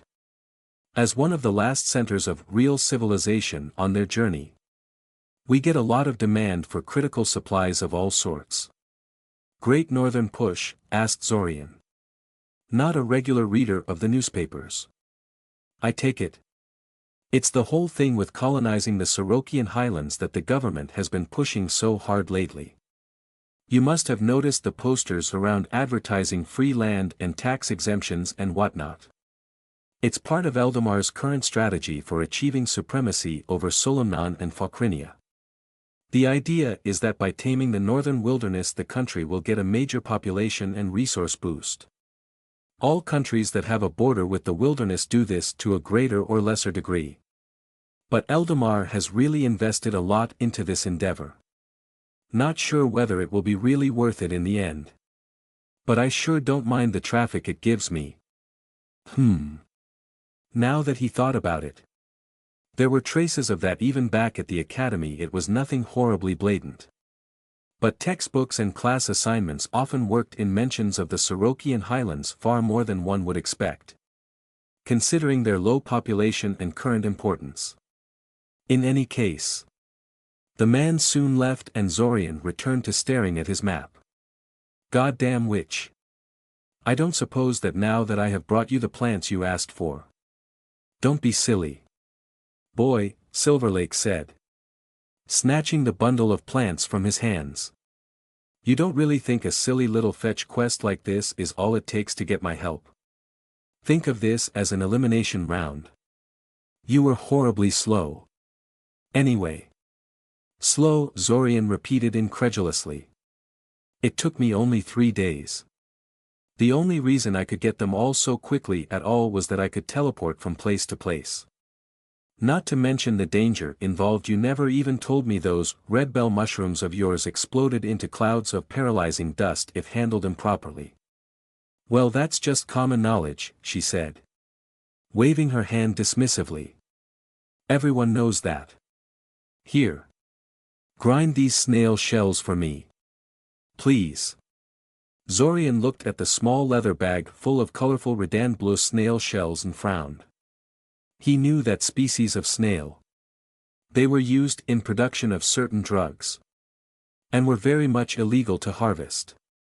More important than that, their ground-up shells were a powerful hallucinogen, and inhaling even a handful of dust would leave him delirious and incapacitated. He threw the annoying old woman a brief glare before simply casting a dust shield spell on himself, the same one he used to protect himself against the paralyzing mushrooms, before grabbing a mortar and pestle and getting down to work. After he was done with that, the old witch promptly handed him the very bundle of plants he had spent 3 days gathering, rattled off a series of brief instructions, and pointed him towards an old cauldron leaning on the wall of her cottage. Wonderful, apparently he was going to be making a potion the old way. He had been tutored by another witch as a child, so he wasn't totally lost here. But the potion she wanted him to make now was unfamiliar to him. Not to mention that there was a reason why traditional potion making was considered obsolete compared to modern alchemy. It was harder, less safe, and usually gave worse results to boot. Hopefully the potion she was having him make wasn't the sort to explode in his face or poison him with fumes if he didn't get it right. Oh. Who was he kidding? Of course it was. Frankly, if it weren't for the time loop and the resulting immunity to simple death, he would be leaving at this point. As he suspected, he botched that potion. Thankfully. Every time he was about to make a particularly disastrous misstep, Silverlake stopped him. He just wished she found a better way to warn him he was about to make a mistake than hitting him with a willow branch. She could have poked his eye out with that thing. He never thought he would say this, but he was starting to miss Svim and his marbles. His old mentor was a saint compared to this crazy old woman. Well, that's no good, said Silverlake, peering into the cauldron and idly stirring the foul-smelling purple dunk that Zorian ended up producing. It was supposed to be a viscous, sweet-smelling, totally transparent liquid. She gave him a bright smile. I guess you'll have to go gather a whole new batch of ingredients before you can try again. Won't you? Her smile never faltered. But Zorian could feel her disappointment regardless. It made him smile inside, though he maintained his poker face. You gathered extra? Huh? She asked rhetorically. I have plenty of experience with abrasive teachers, Zorian said simply. I have another bundle besides this one. 2. Good. You'll need it, Silverlake said, knocking on the rim of the cauldron. This was terrible. I don't think 2 attempts will be enough. Hell. I'm skeptical you can get it in 3. Go empty this crap you've made in the neutralization pit over there and start over. Zorian sighed and levitated the cauldron onto a disk of force before marching off into the direction of the neutralization pit. It was really just an open pit that had been lined with stones and painted over with alchemical resin so that alchemical compounds poured into it didn't seep into the ground or nearby water supply. His alchemy teacher back at the academy would have been horrified at the mishandling of alchemical waste. But if the Great Silver Lake thinks an open pit is sufficient for disposal of alchemical sludge, then who was Zorian to disagree? That done, he placed the cauldron back over by the fireplace and started over. Silver Lake was probably right that he wouldn't get it right in the next 2 times either, though the potion clearly required fairly delicate temperature management. But that was a very hard variable to control when using wood burning and a regular fireplace. An old witch with lots of experience like Silver Lake probably knew by instinct how to control the fire. But Zorian didn't have the faintest idea of how to do it. That was generally the main problem of traditional alchemy, as it was sometimes called. It relied heavily on the ability of the practitioner to adjust their methods on the fly to produce a usable product. Unlike modern alchemy, which relied on standardized equipment and exact measurements, traditional alchemy was all about eyeballing it and improvisation. Expressions like a handful of leaves, a slow fire, and a moderate amount of time were extremely common in traditional alchemical recipes. Zorian knew because he once broke into his grandmother's recipe cabinet to see if he could learn something from them. A pinch of salt apparently meant very different things to him and his grandmother. If the results of his secret potion attempts were any indication. A further problem for him was that he was only really proficient in producing potions one by one. And the cauldron method was designed for producing batches of potions. There were some very important differences between production methods for single potions and for batches. But hell if Zorian could remember what they were at the moment. Who taught you? Silver Lake asked suddenly. Huh? Zorian mumbled. What do you mean? You want to know my alchemy teacher? I want to know your potions teacher, she corrected.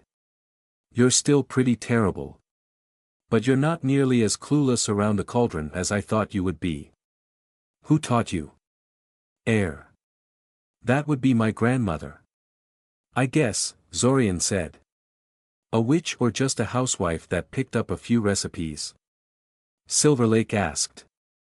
A witch, said Zorian. Though not a particularly dedicated one. I think. She gave me some lessons when I was a kid. But it didn't last very long. My mother didn't really like her teaching me. Actually, Zorian was pretty sure his mother didn't like his grandmother. Period. Mother and daughter did not get along. In their case, Zorian always found it kind of hypocritical that mother spent so much time preaching to him about the value of family when she herself couldn't stand her own mother if her life depended on it. Huh. Interesting. Don't expect to get any fuzzy feelings out of me just because of that. Though, Silver Lake said. Wouldn't dream of it, Zorian said lightly. Good. You'll be happy to know I've decided on the price of my help for you. Oh, said Zorian, suddenly perking up. Yes. You see. A little birdie told me you've been wandering around the forest, picking fights with the wildlife. So this should be something right up your alley. Tell me, have you heard of something called the Grey Hunter?